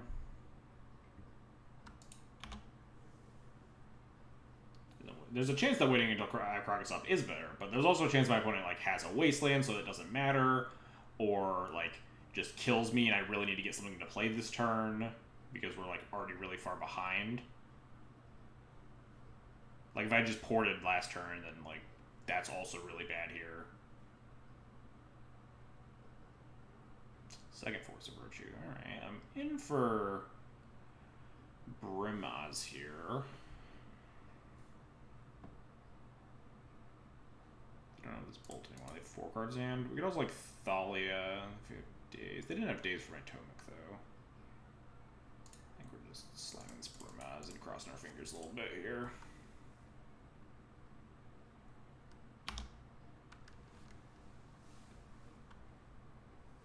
We get them if they have like Ren down tick plus Bolt and no counter spell. Alright, deal.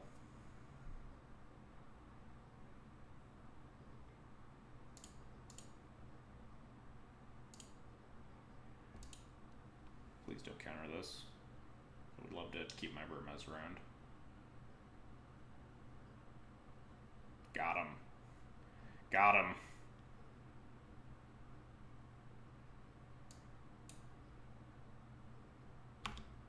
Got him, coach.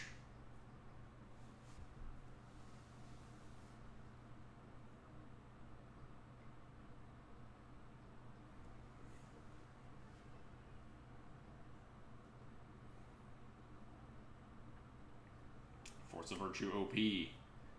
Now we have this huge army in a can.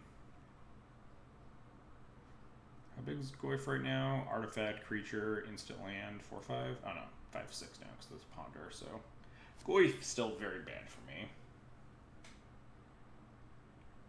No shuffle.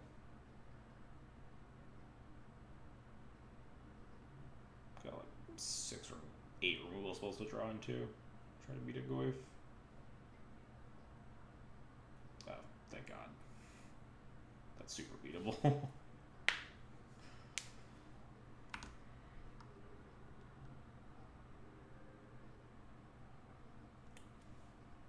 So attack the Ren with Brimaz, send the token. I mean, the token just gets blocked by Arcanist, but I guess I'll also send the token at the Ren.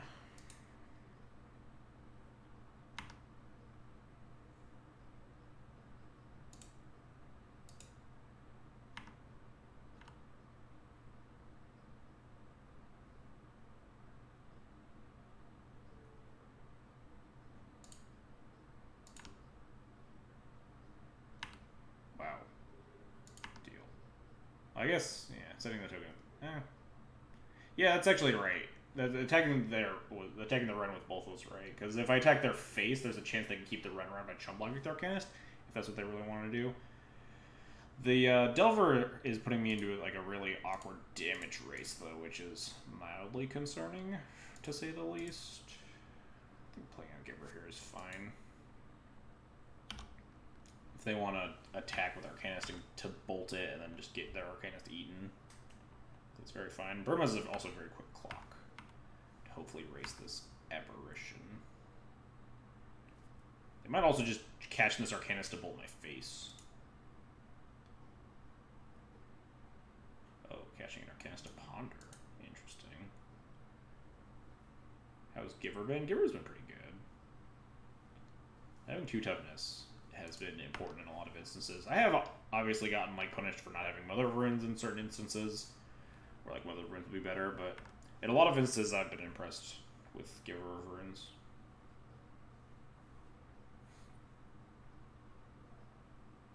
So they're like digging for like, I guess, like a Goyf or a True Name, or just like more bolts to end my life.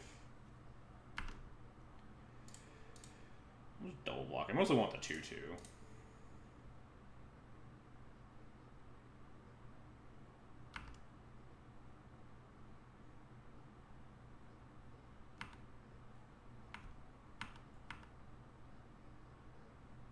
First Strike's gonna kill this thing before it deals any damage, so. Mostly just wanted to increase my clock there.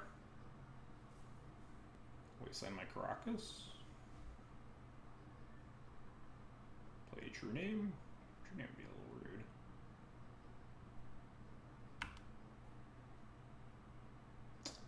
You're at 10. 10 is not a lot of life.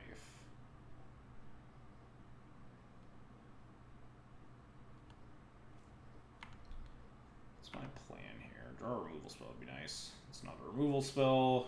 If there's 16, we can attack for 4, 5, 6, 7, 8, 9, 10, 11, 12, 13, 14, 15. Minus 3 if they block the Thalia is 4, 5, 6, 7, 8, 9, 10, 11, 12. Put them to 4.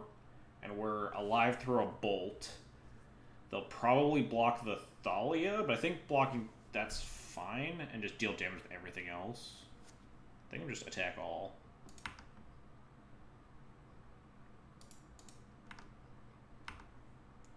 Get him, Burmaz.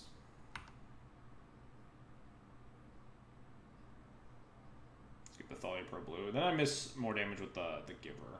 Oh, wow. That's their block? Interesting.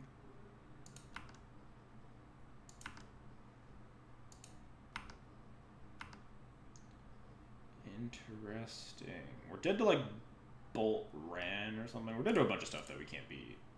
So, might as well just not think about it. F6.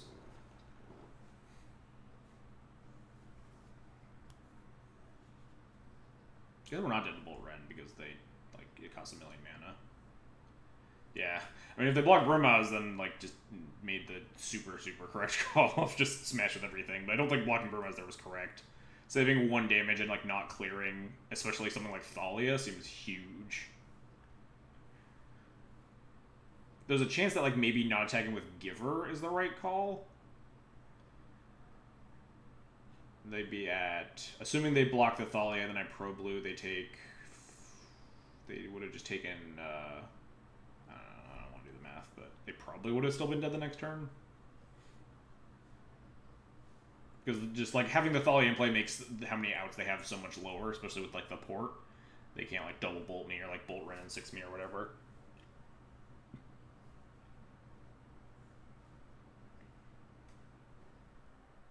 Man, Burma's plus Force of Virtue broken.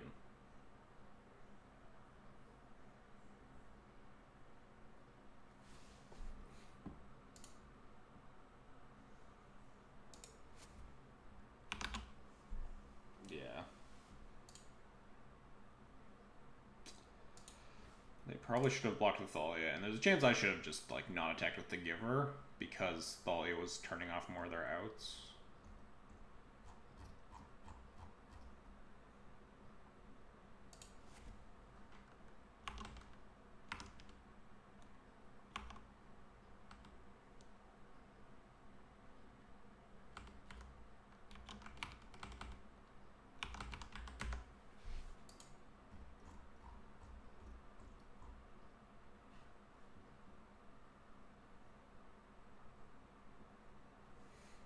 this versus D&T more. I need to also I kind of am curious on like how different the matchup is for D&T with Squawks. I imagine you're definitely more of a dog in the matchup because you don't have access to powerful tools like Recruiter of the Guard, Flicker Wisp, Palace Jailer, Phyrexian Revoker. These are a lot of good cards in the mirror. We're just not playing any of them. But we're also playing Squadron Hawks, and Squadron Hawk is broken, so you never know. But I'm curious on like how much I'm sacrificing in terms of how bad the mirror gets for me, and like should I tech for that? Should I be playing like a Manriki in my sideboard because I can't beat the mirror? I don't actually know. Broken. Yeah, broken. Squadron Hawk is a broken magic card. It draws you 3 cards. How many other... There's so many... How many cards in Magic put 3 cards in your hand for such a low mana cost? Like, Life from Loam, which is also Ancestral Recall. Ancestral Recall and Flying Man. But yeah, we don't talk about details. It's Ancestral. It puts 3 cards in your hand, just like Ancestral does. Manriki's the worst. Good. Yeah, but like that's where the list ends, right? Oh yeah, Manriki's good versus D&T, Stoneblade, Maverick, and then the list just stops, right? That's why Manriki's never really been a mainstay sideboard card, is just because those decks have never encompassed enough of the meta to really be worth it. Manriki typically feels like a trap. Yeah, excuse me. Like you're most of the time when you want to play Manriki, you're better off just like playing a pro white sword, because in a lot of the matchups, a pro white sword will do something similar, but then also have external value in other matchups. Like if you play Sword of War and Peace, it's like okay, that's still good against like Death and Taxes and stuff, but it's also good against like Miracles and some combo decks where it's like the fastest clocking equipment.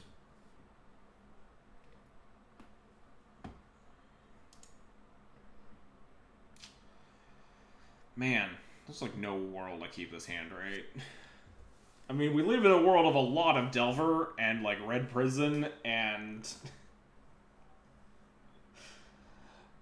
Depths, and like this hand is good against those, but this hand is so unbelievably bad against like Miracles or 4-color Control. Boss Dixon, thanks for the raid. Appreciate the support. Hello, everybody coming in. Playing some Legacy, some Squawks and Taxes. I think this hand's a mulligan, though. Alright, yeah, this hand seems stronger. Ship one of these Stoneforges, probably.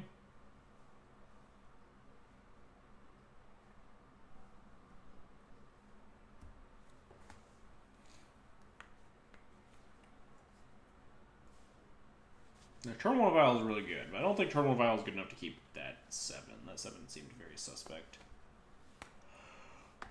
Put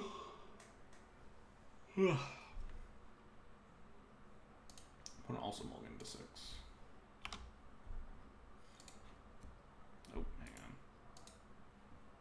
Demand to see the cat. I don't know if the cat's... The dog was in here earlier, but she left and she hasn't been back in a while.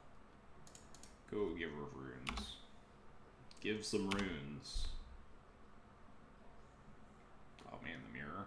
Fuck. Wish I had shipped this Thalia and kept this other Stoneforge Mystic. But like, the rest of my hand's probably good enough.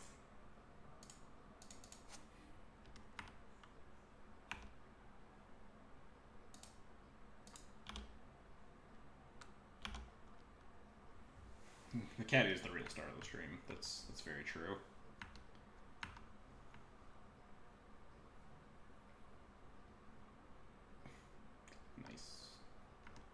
Hopefully they don't have maybe Mother Runes are still okay.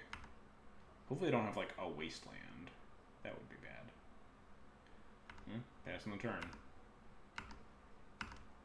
I would maybe plow the Mom if they valid it in there. I would definitely consider it. I'm really hoping for no whammies here. That's not a whammy.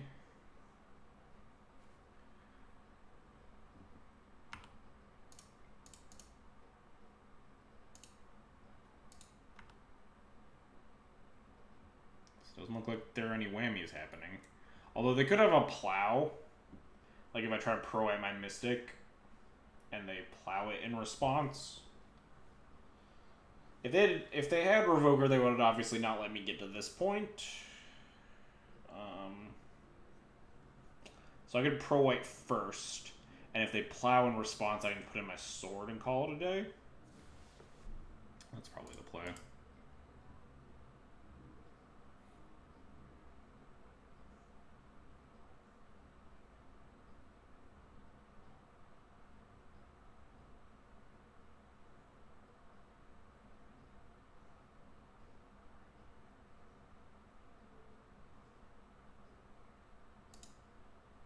I guess I just get my GT trigger.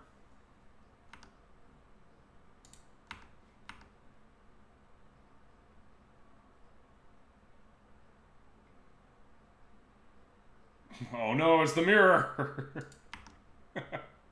Well, luckily they still can't block.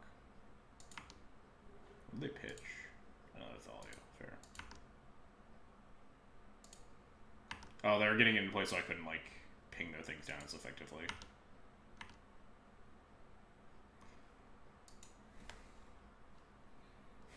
What a mess I've made of the meta. Yeah, exactly.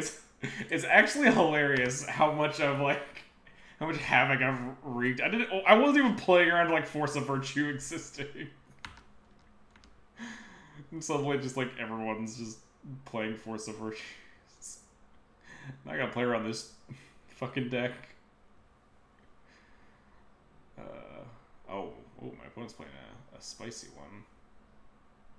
What would this be? Should I be scared? Nah. Oh, that's scary.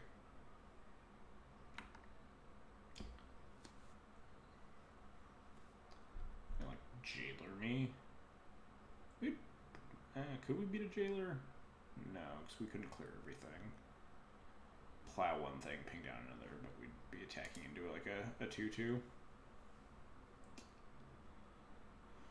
Like Wisp, we're okay. I just get Revoker here, just revoke the G-Tech. No, we're still in an okay spot. We have Sophie. One of my friends is building this deck and I'm going against you because of you. I'm glad.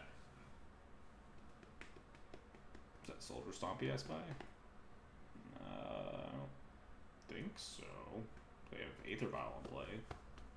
They're like not the Chalice of the Void deck, right? They just like have an Ancient 2. Oh man, yes. You love to see it. I don't because I'm getting wrecked by it.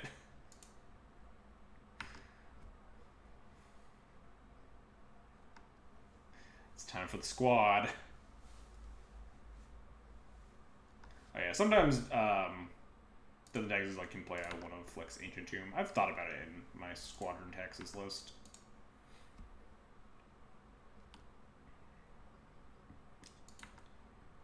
We have 3 cards in hand. Ooh, 2 of them are Hawks. We really want to like hit some land drops.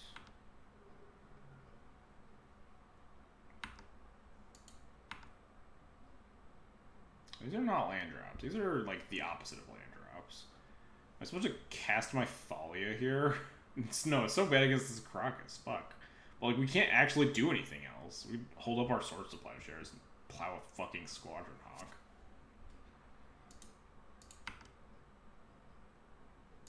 And cast 2 Force of Virtues.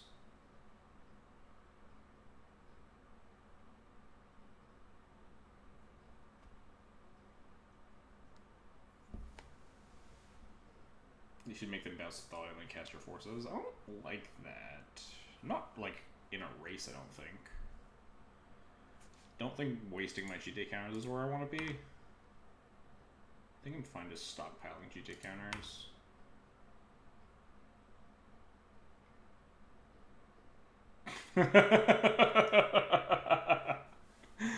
I guess I'm supposed to ping something here. Man, we're getting ranched. Would they pitch a Squawk? Yeah.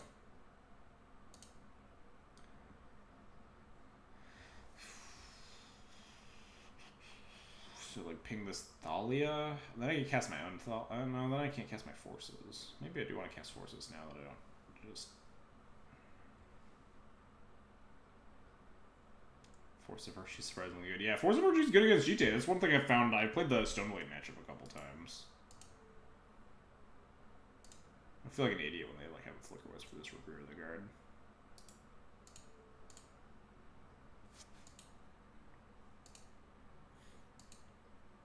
I guess I'm also leaping on Plow this turn, so that's probably still fine. I'll leave a Plow or Forces. I don't think I'm supposed to be casting Yeah, I'm not supposed to be casting Thalia into this Caracas. Both these cards suck. I'm probably pitching both of them to the Forces if that's the play. But I want to leave a Plow more than I want to, like, port them, I think.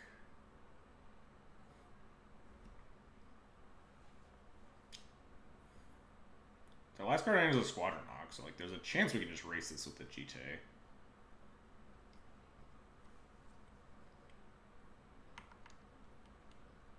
Guess that explains why they didn't recruit a Revoker. If they're on one of the lists that or something similar to one of the lists, they might have tweaked the mana base, but it seems like they don't have a Revoker in their deck, or they probably would have grabbed it instead of the Squadron. It's more Squadrons.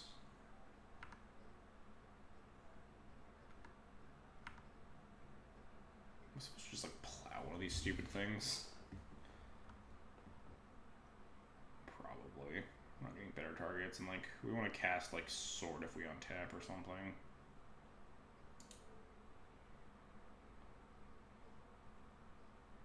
Plow this Recruiter. I'm scared of a Flicker Wisp.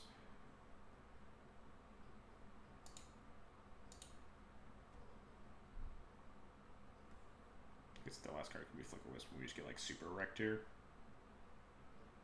So we'll have 2 counters.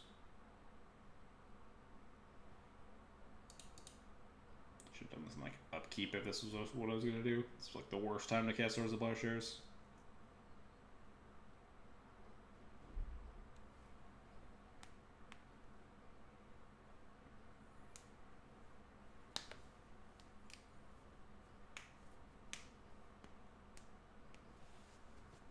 Mirror of this, what a time we live in. Yeah, exactly. What a mess I've made of the meta. What are we tanking on? Like, if it's Flicker Wisp, like, just wreck me. So it's not Flicker Wisp. I don't know what the tank could be. Okay, just let it happen, sure.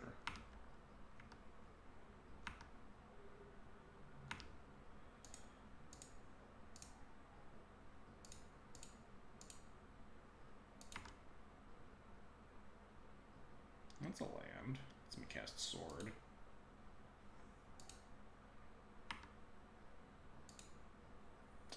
Probably not supposed to be tagging with Giver.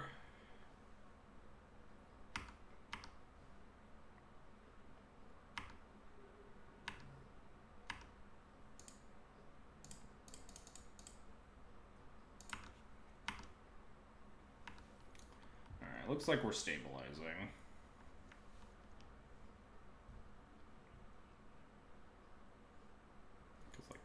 Because we can clear a Squawk, take 6.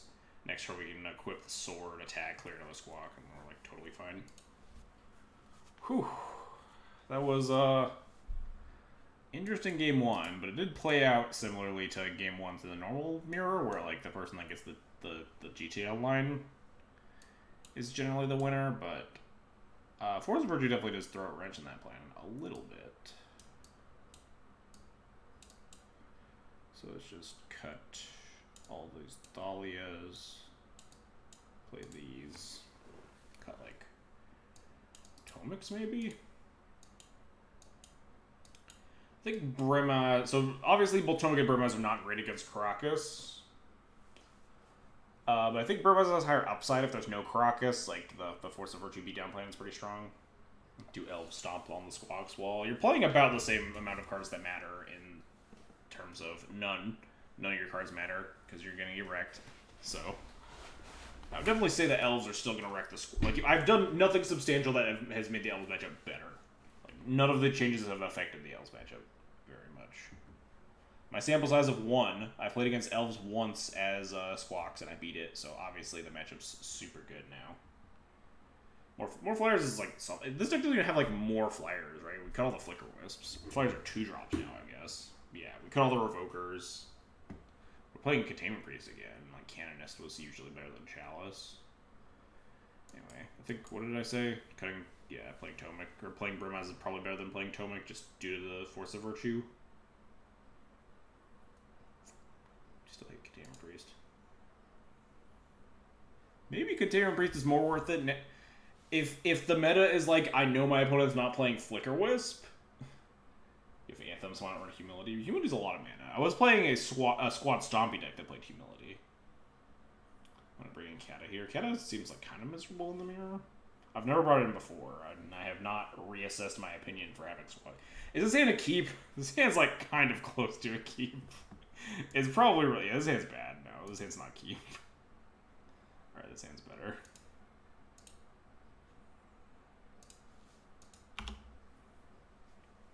I've never been very tempted to bring in Cataclysm in the mirror. Just like really clunky so often. Valvorg Hawk Sneep. But yeah, this hand's probably stronger.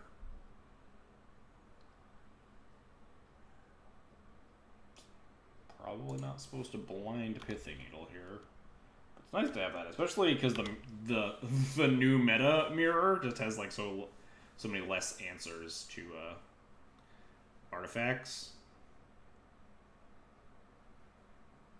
Looks like it's gonna be a Squawk off. Caw. 1, 2, 3, 4, 5. Single and grab 2.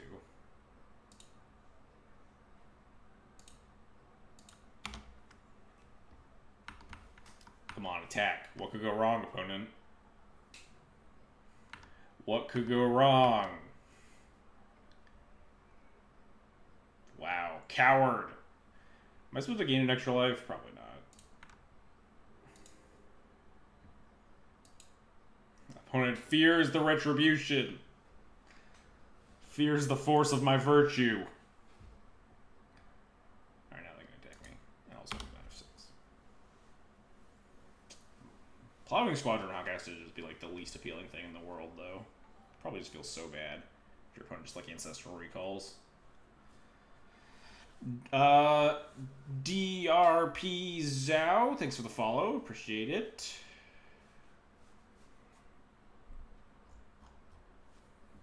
Alright, time for more Caw. More forces, interesting. I think Caw is better than Spirit Keeper here, just because I can block theirs. Might even pitch the Spirit Keeper to a force over pitching a Squadron Hawk just based on having flying. Yeah, my opponent not having forces makes my forces better. Because it means that my opponent can't really safely attack their 1/1s into my 1/1. What a fucking world.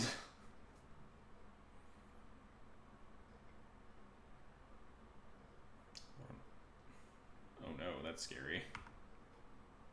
As your mono red matchup.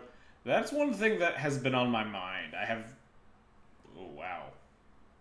That's a choice. I don't think that card is, like, super what you want to be doing, but... Gotta say, you've made the Legacy a very stressful place. But anyway, mono red matchup. Mono red matchup is something I've been marginally concerned about. Just because we're so down on, like I just mentioned, we're so down on answers like artifacts and enchantments that the Ensnaring Bridge plan is a lot better against you. Yaz, thanks for the subscription. Resub? It's weird. The converted things don't say resub, but it's like you're converting it from a sub into a different sub, so. Still resub, whatever. Thanks for the resub, Yaz. He's Squawk Mirror walks out. Oh, there we go. Now it says you subbed with Twitch Prime. I don't know what happened, but okay. Thanks for the 13-month resub, Yaz.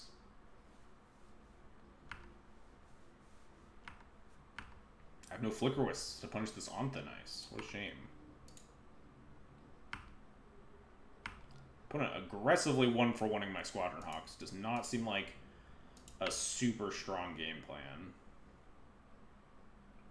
I'm not going to lie to you, opponent. Am I just squawking again? Squawk Needle. Needle Squawk. Hopefully they don't have a removal spell. I guess we could also just... Yeah, so let's Squawk.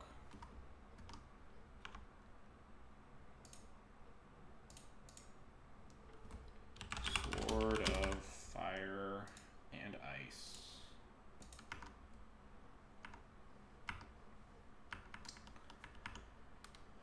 Probably supposed to be pitching my Force to the Force. Oh wow, opponent has no fear. I think I need my creatures. I don't really need the second Anthem that badly. Man, this Squadron Hawk has really worked out well for me. My opponent has burned 3 removal spells and it has not finished killing these Squadron Hawks.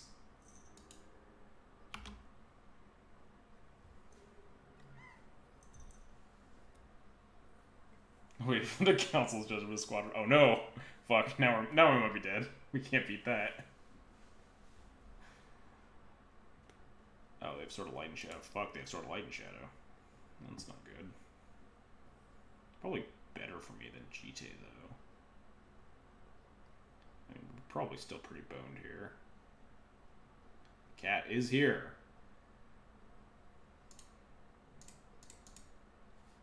Caw.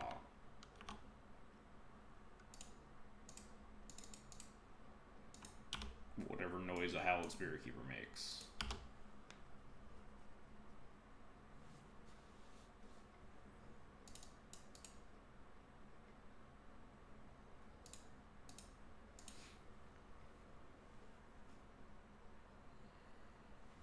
So we can't race very well, but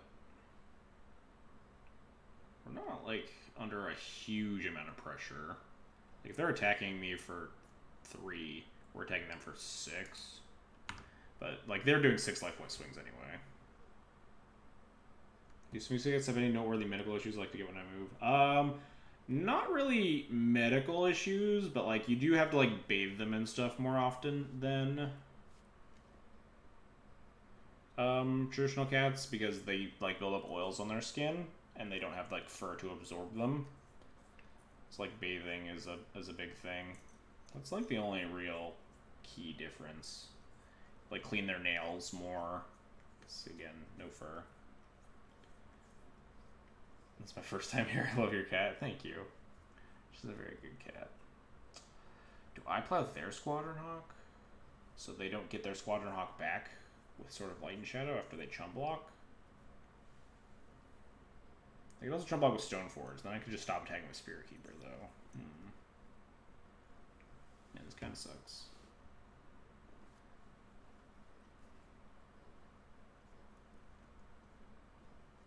I think I am supposed to plow their Squadron Hawk. This is just a not... Hey, can you please stop eating my finger? Yeah. My friend swings farts all the time because they have a faster metabolism. I guess she, I think she is gassier than, like, our other cat. Like a Plow Spirit Keeper. You got it, boss. Sphinxes are fantastic little goblins made of love. That is very accurate. Sphinxes love attention. They are very cuddly.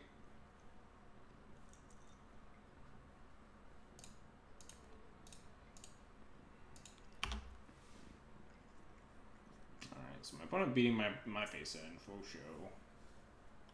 Ooh, giver. Alright, lots of scary stuff going on. Let's top deck. I don't even know. Like, tell me to beat the Sword of Light and Shadow. That would definitely help.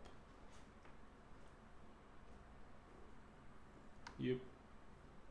That does not help. I'm supposed to like not be attacking just to prevent more damage. This thing's clocking me for 3 rather than 4, and like we're not winning this damage race. It's like preventing 1 damage isn't nothing. Nothing nice looks a lot better in a form of that Ghost Quarter. That's true. Definitely stronger. The fact that you missed like straight up missed 3 white sources for it is a little scary to me, because like one of the biggest matchups where you want it is Delver, and like you definitely want to like hit it on time all the time. And it's also completely unplayable in the traditional mirror, because like if you get your land Flicker Wisp, you just get absolutely demolished. But suddenly in the new meta where like you don't play Flicker Wisp. Do they have a Squadron Hawk left? Did I not keep track of their squawks? Or do they have like 1,000 Squadron Hawks left that I just haven't been paying attention? 1, 2, 3, yeah.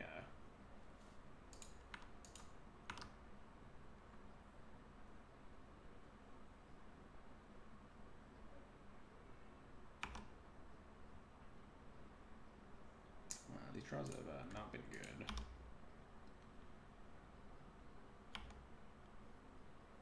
Grandfather has a Pomeranian / Johannin bear. Nice. Sphinx named Dog, and a normal cat named Cat. Oh yeah, we are officially wrecked. Alright, yeah, let's go to game 3. What got us good with their removal spell, all of your Squadron Hawks plan. Worked out for them. Please stop eating my finger. Ow. Your teeth are so sharp.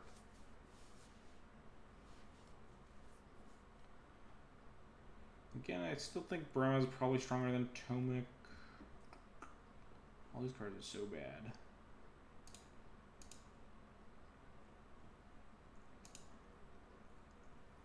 Oh, this thing's a fucking snap heap.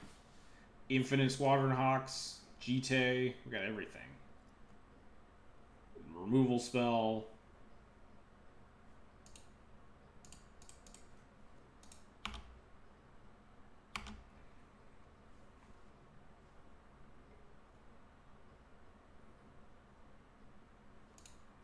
I wonder if I'm supposed to squawk on 2 here, just so I don't draw more squawks. Next turn we have like Violent Stoneforge, and we still have Violent Stoneforge, cast GTA. I guess we lose out on instant speed GTA. We can also just upkeep the squawks. Yeah, probably correct. Ah, god, those claws. Instant speed Stoneforge activation is definitely big.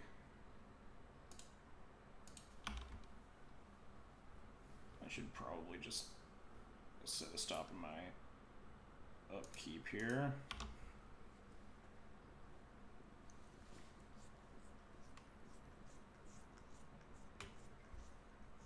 Squawk.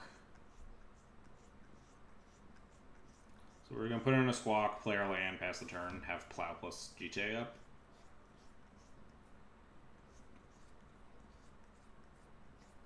Like Plow up. Giver of Runes. Oh, they have a Giver. I guess that makes sense because they drew up to 8. They need to activate that then.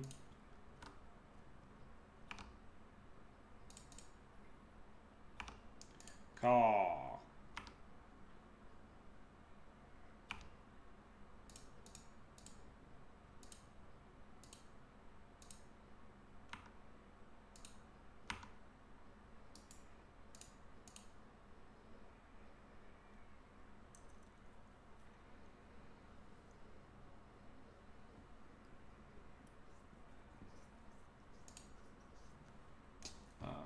Now we just pass the turn. See how it goes, I guess. Well, because we don't need to plow the Giver right now, but we can.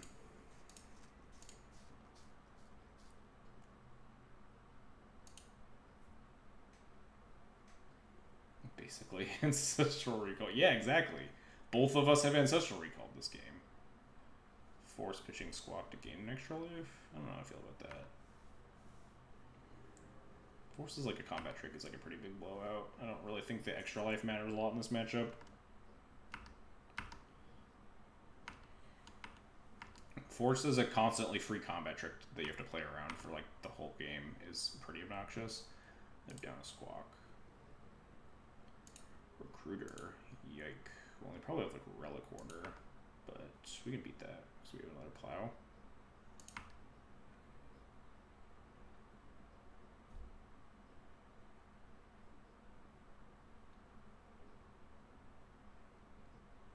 Squawk convert for power 10.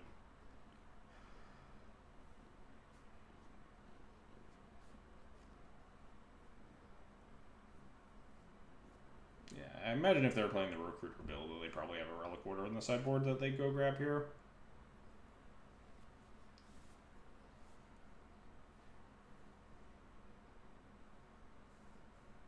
Like, if they get Phyrexian for me, that's much better for me, because it means we just get connected this turn, right? Because they can't stop at a point. Or at least Relic Order they'll be able to Relic Order it off. If I spend the mana to equip, and then, like, I'll plow it later.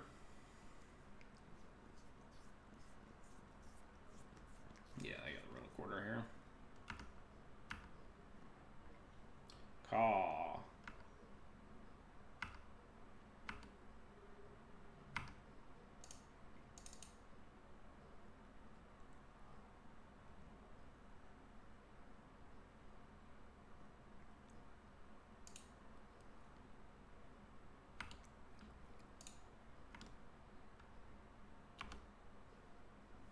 I wonder if I like bait them with a Vial activation. How much do they respect like me Phyrexian Revoker in their Aether Vial? It's probably pretty free to try, right? If it doesn't work, just move on with my life. Probably like very little downside here. How much does my opponent respect Phyrexian Revoker? None.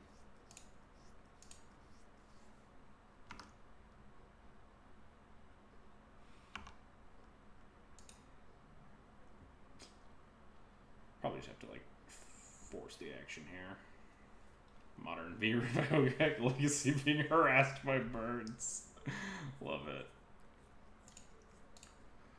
Caw.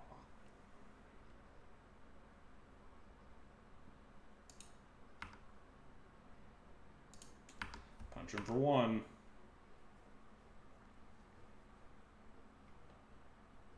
Yep.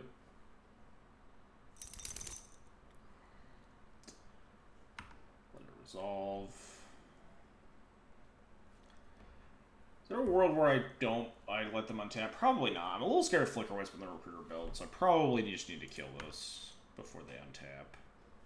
Gives them access to it on the board, though. They get, like, Judgment it away.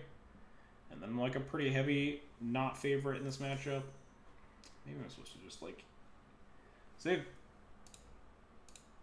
they're down to 2 Hawks in hand. They have 2 unknowns. This is a big thud for a small cat. She's not that small. She's got a little chunk. Like, I could just plan on not plowing this yet and just, like, cast another Squadron Hawk. That's probably the play. I think the play is probably just respect Council's judgment over Flicker Wisp at this point. Is this the new meta? It's like, don't play around Flicker Wisp. Because they don't have it. Oh yeah, they'll leave the Vial on too. Oh fuck. That's so bad for me.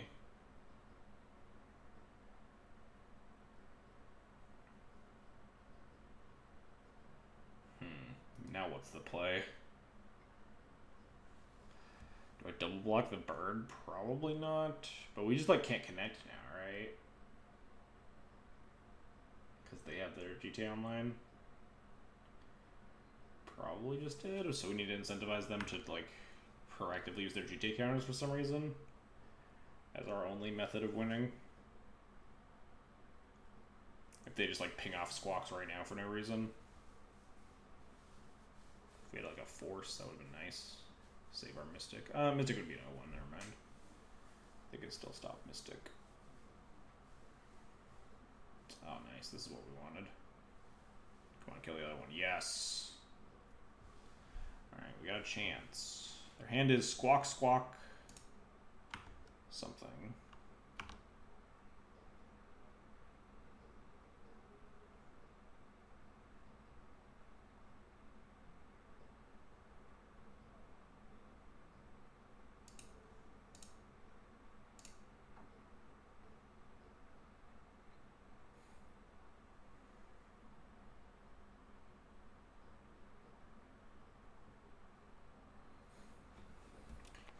So I'm probably just sending in my Stoneforge Mystic to die here.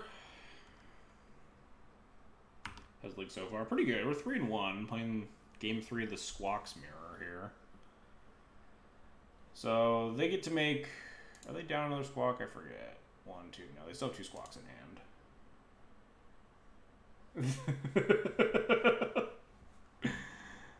Because if I like ping their... Like if I attack, deal damage then ping it, then they can get their trigger off the Squawk. So I need to keep my counters online.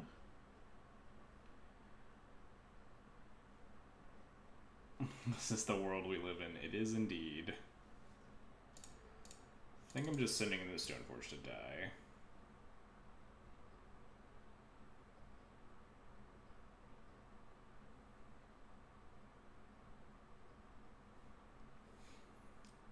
And then we like ping down the GTA attacker, and then we could even like block another thing and get more GTA counters, then violent our last Squawk, and then suit it back up, and then hopefully we win the GTA war.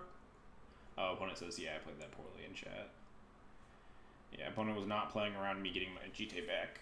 There wasn't a lot of incentive to just ping off the Squawks there. They could get pretty severely punished for it. So yeah, they eat my Stoneforge. Their last card is like 4, so we get pretty ranched though.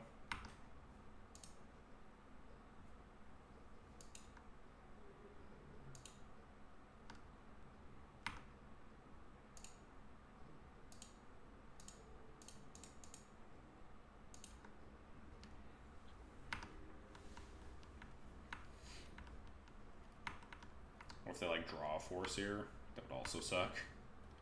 None of these outcomes are good. This is more or less terrible than the normal Taxes Mirror. I'm not sure. It might just be... It might be less terrible because it's like more interesting because it's fresh. Because it's new.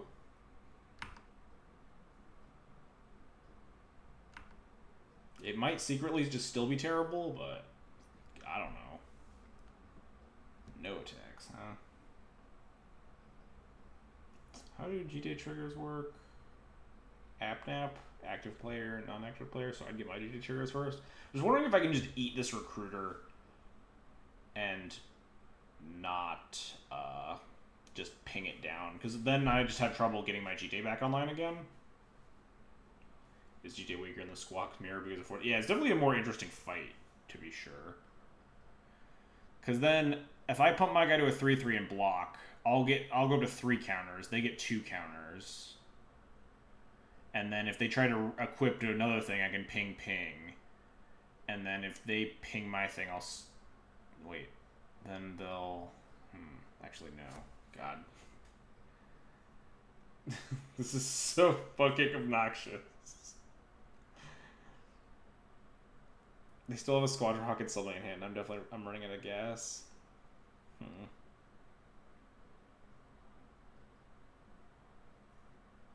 If I block pump, I go to a 3-3 with 2 damage.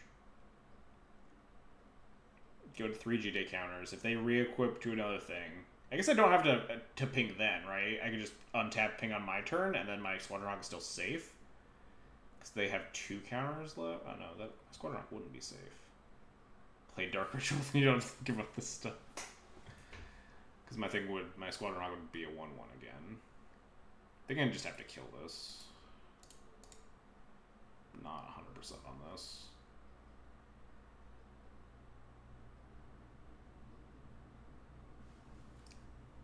Man, the Squawk's Mirror is definitely something.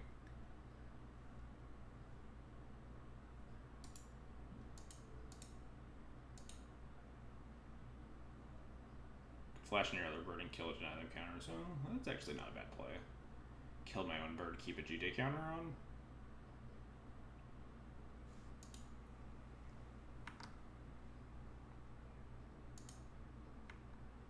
Oh yeah, no, this is probably like the worst play possible.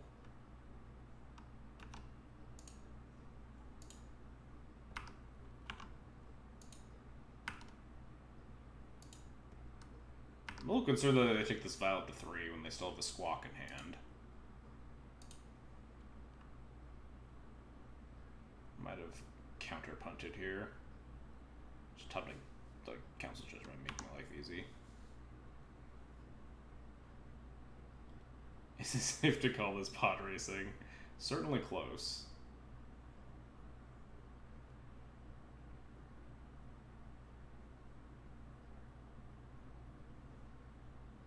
Can we just top deck like 1 over 3 disenchants, please?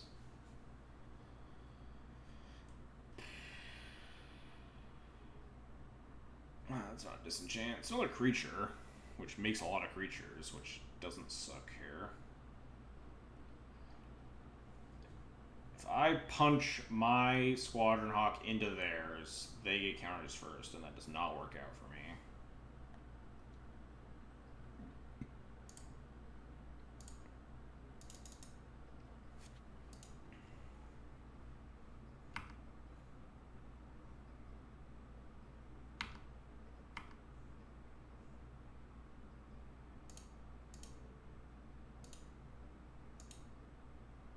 Kind of scared of them having like a Brimaz or something, so I don't want my Caracas to hang out here. I got nothing, opponent. I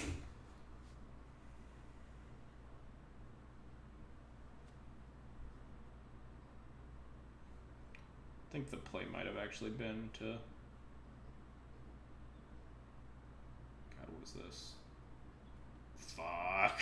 We're so dead.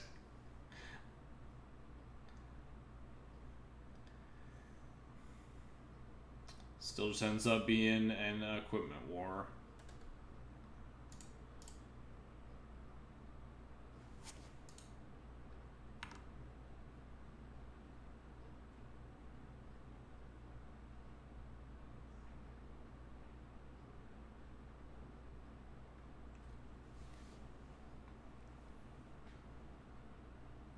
You could draw like Council's Judgment here and still have a shot.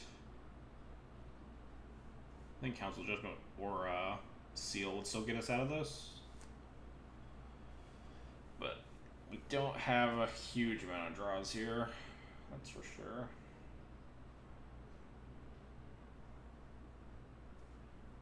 F6, I'm probably not supposed to be F6'd.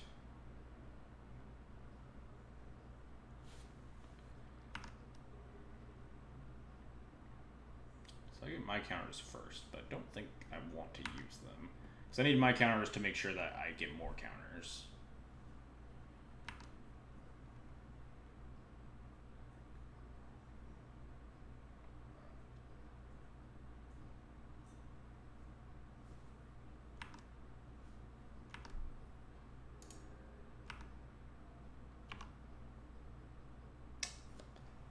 Not a good draw.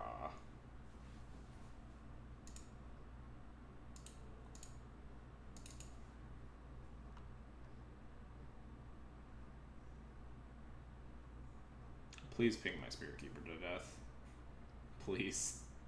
Maybe I was supposed to ping my Spirit. No, because then I can't get GD counters.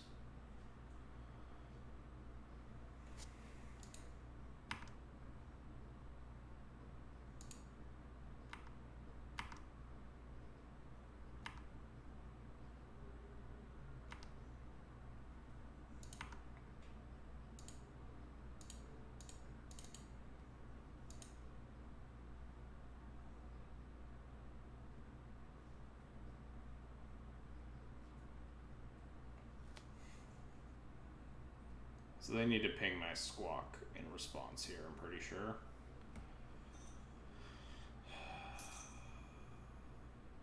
What a fucking mess. I think the play might actually be... So they ping. The play might be ping my own Spirit Keeper, make 6 spirits, play a land. Oh no, then I still can't equip the GT. Because they can use their other GD counter. But then I'll have a GD counter, or a GD with 4 counters on it. I'll have 6 spirits, I can chump block this Squadron Hawk, I can block this Squadron Hawk and use a counter to delay this GD counter. I think that's the big brain play here.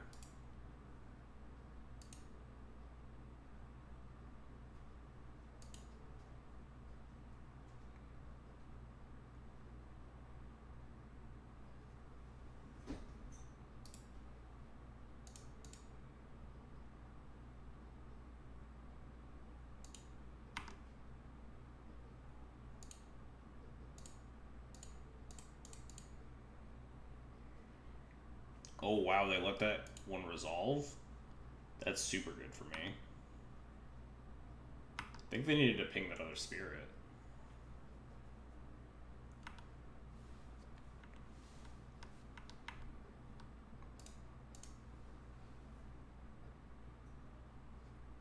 Yeah, now we can ping our unblocker to deny more counters. So that's fine.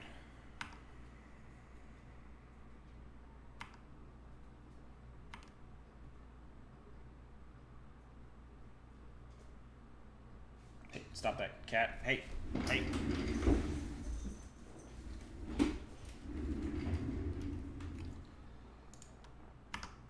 Speaking of blocks, block.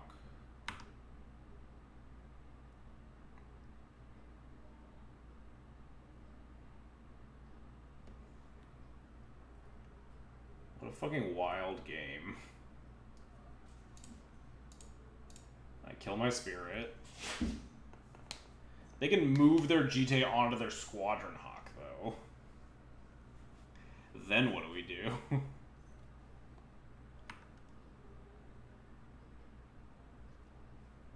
Also, they have 2 cards in hand and we have none.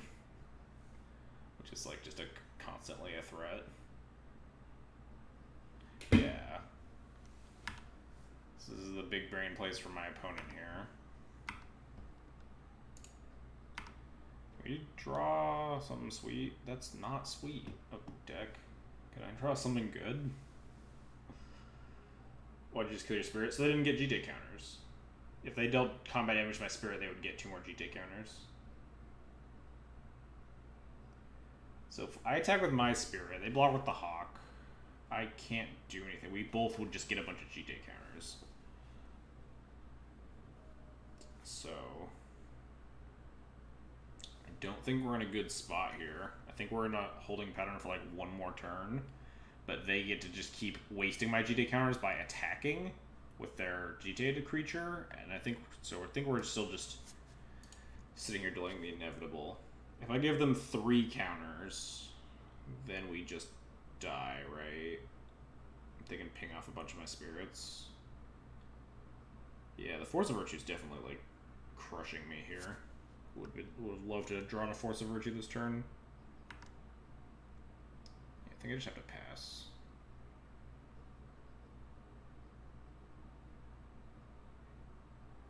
We have 1 turn to sit in this holding pattern, and hopefully we can top deck something to get out of it. We still have like 2 Council's Judgments and a seal that we could top deck to pop this opposing GTA.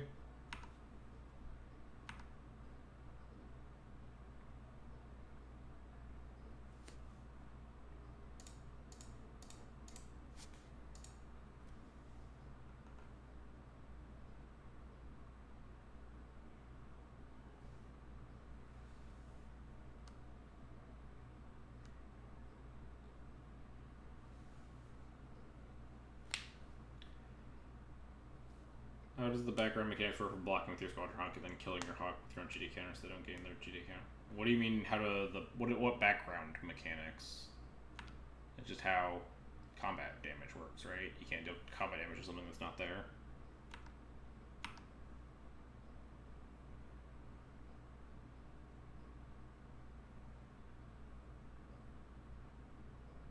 It's like killing your own thing to prevent your opponent from like dealing lifelink damage.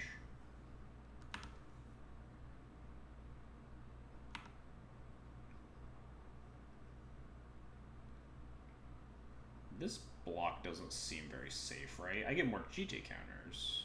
I guess I don't know, because they could ping off my spirit, but that's not good for them. Yeah, this double attack doesn't seem very good unless they drew something. They had to have drawn something. Because now I get to do this, right? Did you kill your bird after block? Yeah, we kill the bird here, or kill our spirit here. Because now we get GT counters unless they have something here. But we can't beat something, so.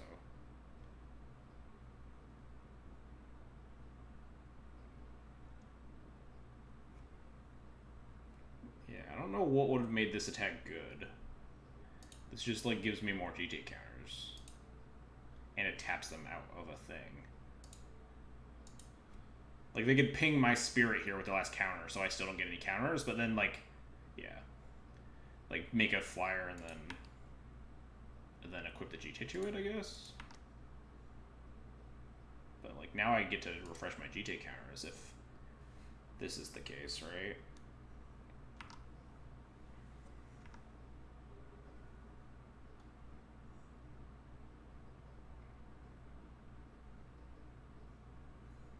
They still have more Squadron Hawks? Man, have I just, like, been really shitty at paying attention to this?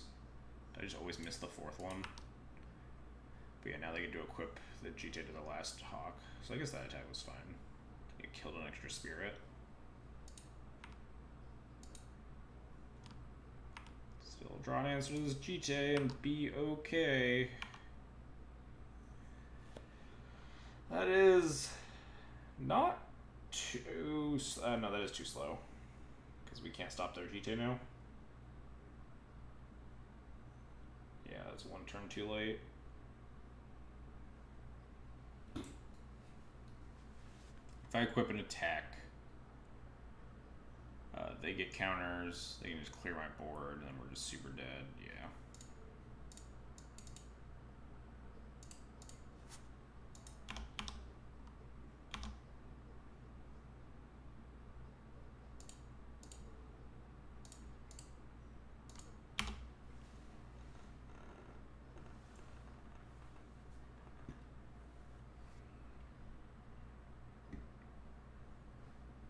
So this turn we just have to like block all the Squadron Hawks.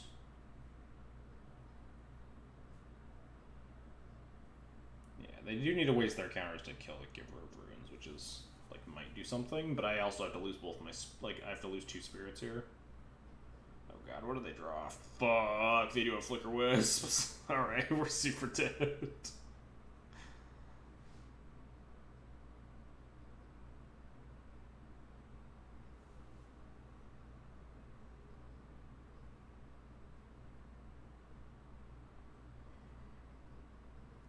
If they don't know my deck list, boarding it on thin ice seems like really loose against the Flicker Wisp deck. Yeah, now we're just like fucking super dead, right?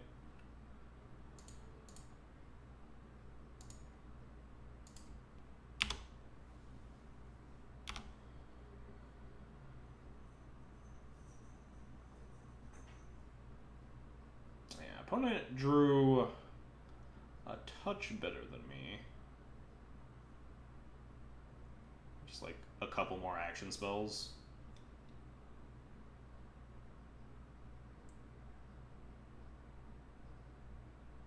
Yeah, and then move the GT onto the Wisp.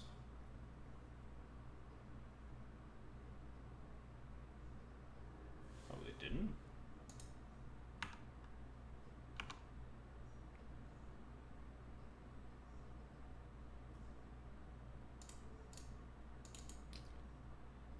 A little too late for that Force of Virtue, too. Would have liked that a couple turns ago. Oh, they just have a removal spell? Alright, good GG's. Opponent drew a lot more action here.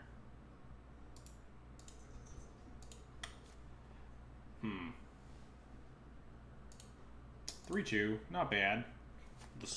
The Squawk's mirror is certainly something. Definitely tricky. I'm not sure if it's actually more interesting than the normal Death and Taxes mirror, or it's just like secret, like more. It's like more interesting because it's new and it's like fresh and new, and not just like the normal shitty mirror I've played 9 million times. Hey, both the cats are in here, you little punks. Hey, stop that.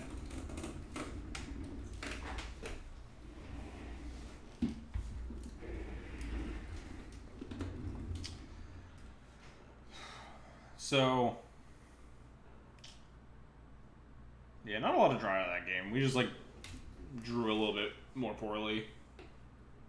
I just had a couple more lands to play, a couple fewer action spells. Found our things too little, too late. Although, so my opponent had a plow, right? I feel like my opponent, because they had to have drawn the Flickers that turn. They didn't draw the Flickers that turn, we were, like, or it should have been getting bodied a long time ago. And if they do the plow if they had the plow in hand, I feel like we also should have been getting bodied, but whatever. Opponent just had like better stuff going on, but I don't know. So the GTA sub game, which is prevalent obviously in a lot of Death and Taxes matchups, is still there, but the fact that Force of Virtue exists makes it a little bit trickier. Like, my GTA was a lot worse than my opponent's, in no small part because I didn't have Force of Virtue in play.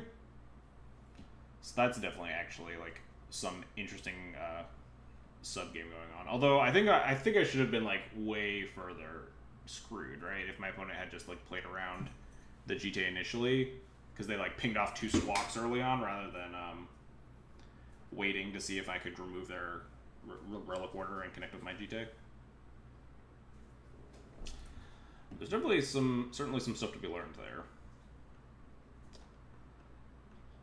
If Zero Flickeros catches on, maybe like you're actually supposed to like board Container Priest, but if I'm on no Flickeros and my opponent is on some Flickeros, Container Priest feels extremely wrong. But although you punks, stop, get out of here. Dang cats.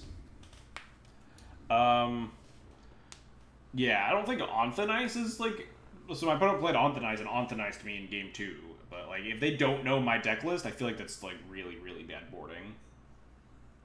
Because Onthanize is so gratuitously unplayable against Flickeros decks. I don't know. Could be interesting. Maybe we'll see it more in the future. Happy to see more people playing the old Squawks. I have no idea why this idea resonated so strongly with the community. Maybe it's just because like a lot of D&D players like getting beaten up by the current meta, and they were like, "Ooh, this is a new thing that actually like helps a lot in like the matchups where I'm losing."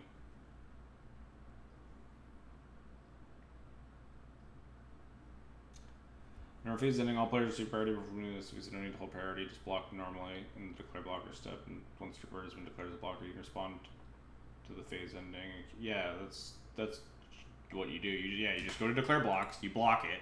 Your opponent has priority because they're the attacker. They usually pass priority back, and then you ping your thing before damage because there's the declare blocker step before the damage step. Did you see the 12 Squawk list with Oketras Monument? I was the one that tweeted the 12 Squawk list with Oketras Monument. It's right here. It's also really bad. Don't play it. I don't know where all my card arts went. Oh god, Moto's freezing. Yeah, but did you see it though? Apparently not. Moto didn't see it. Yeah, that tweet also just like exploded. All I did was tweet a deck list. I had no evidence that the deck was like good or playable at all. I just tweeted 75 cards, like the internet just went wild. Please put the cats on stream. Alright, for you, Max. One of these cats. Hey, get over here, punks. Oh, they're running. They're running. Hey, I need to love you. Oh, she just... Hey, come say hi to the stream.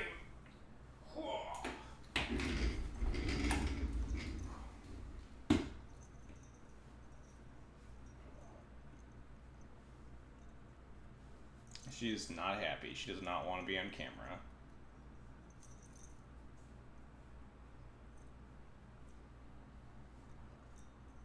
Alright, fine, you can go. Here.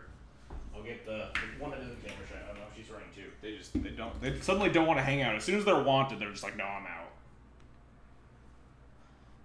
I think like not playing for you supposed to field maybe a call. Suppressor, honestly, okay, I don't know what happened. Moto's dead. Moto's super dead, but honestly, Suppression Field and Humility like are the only good cards in this deck. I guess obviously besides Chalice of the Void, but like Suppression Field and Humility were busted. The rest of these cards sucked. But anyway, maybe I'll stream this at some point. This deck is really bad. Maybe I'll make it like a donation incentive because this deck is extremely unplayable. I 4-1 to leak out of sheer luck, and then I like 2-3'd another league, and like that's about all I've done with this fucking dumpster fire. Moto's dead, so we're gonna call the stream here. This deck is so bad that Moto decided to commit suicide. Who is streaming? Oh yeah, Card Kingdom streams on Monday. Oh, it's Card Kingdom. Sounds like there's a cat jumping at a wall outside, like a monster. Battalion Foot Soldier. Yeah, it's Legion Conquistador, except it's a human soldier instead of a vampire soldier. It's from M20, so like it is very new. I'd show you, but Moto literally did. So anyway, I'm gonna call it a night, everybody. Thank you everyone for watching. Hope you enjoyed Squawks and Taxes. I did love playing the mirror. I like that I have done this. I've made my mark on the Legacy world. It fills me with joy. Anyway, see you guys all on Wednesday.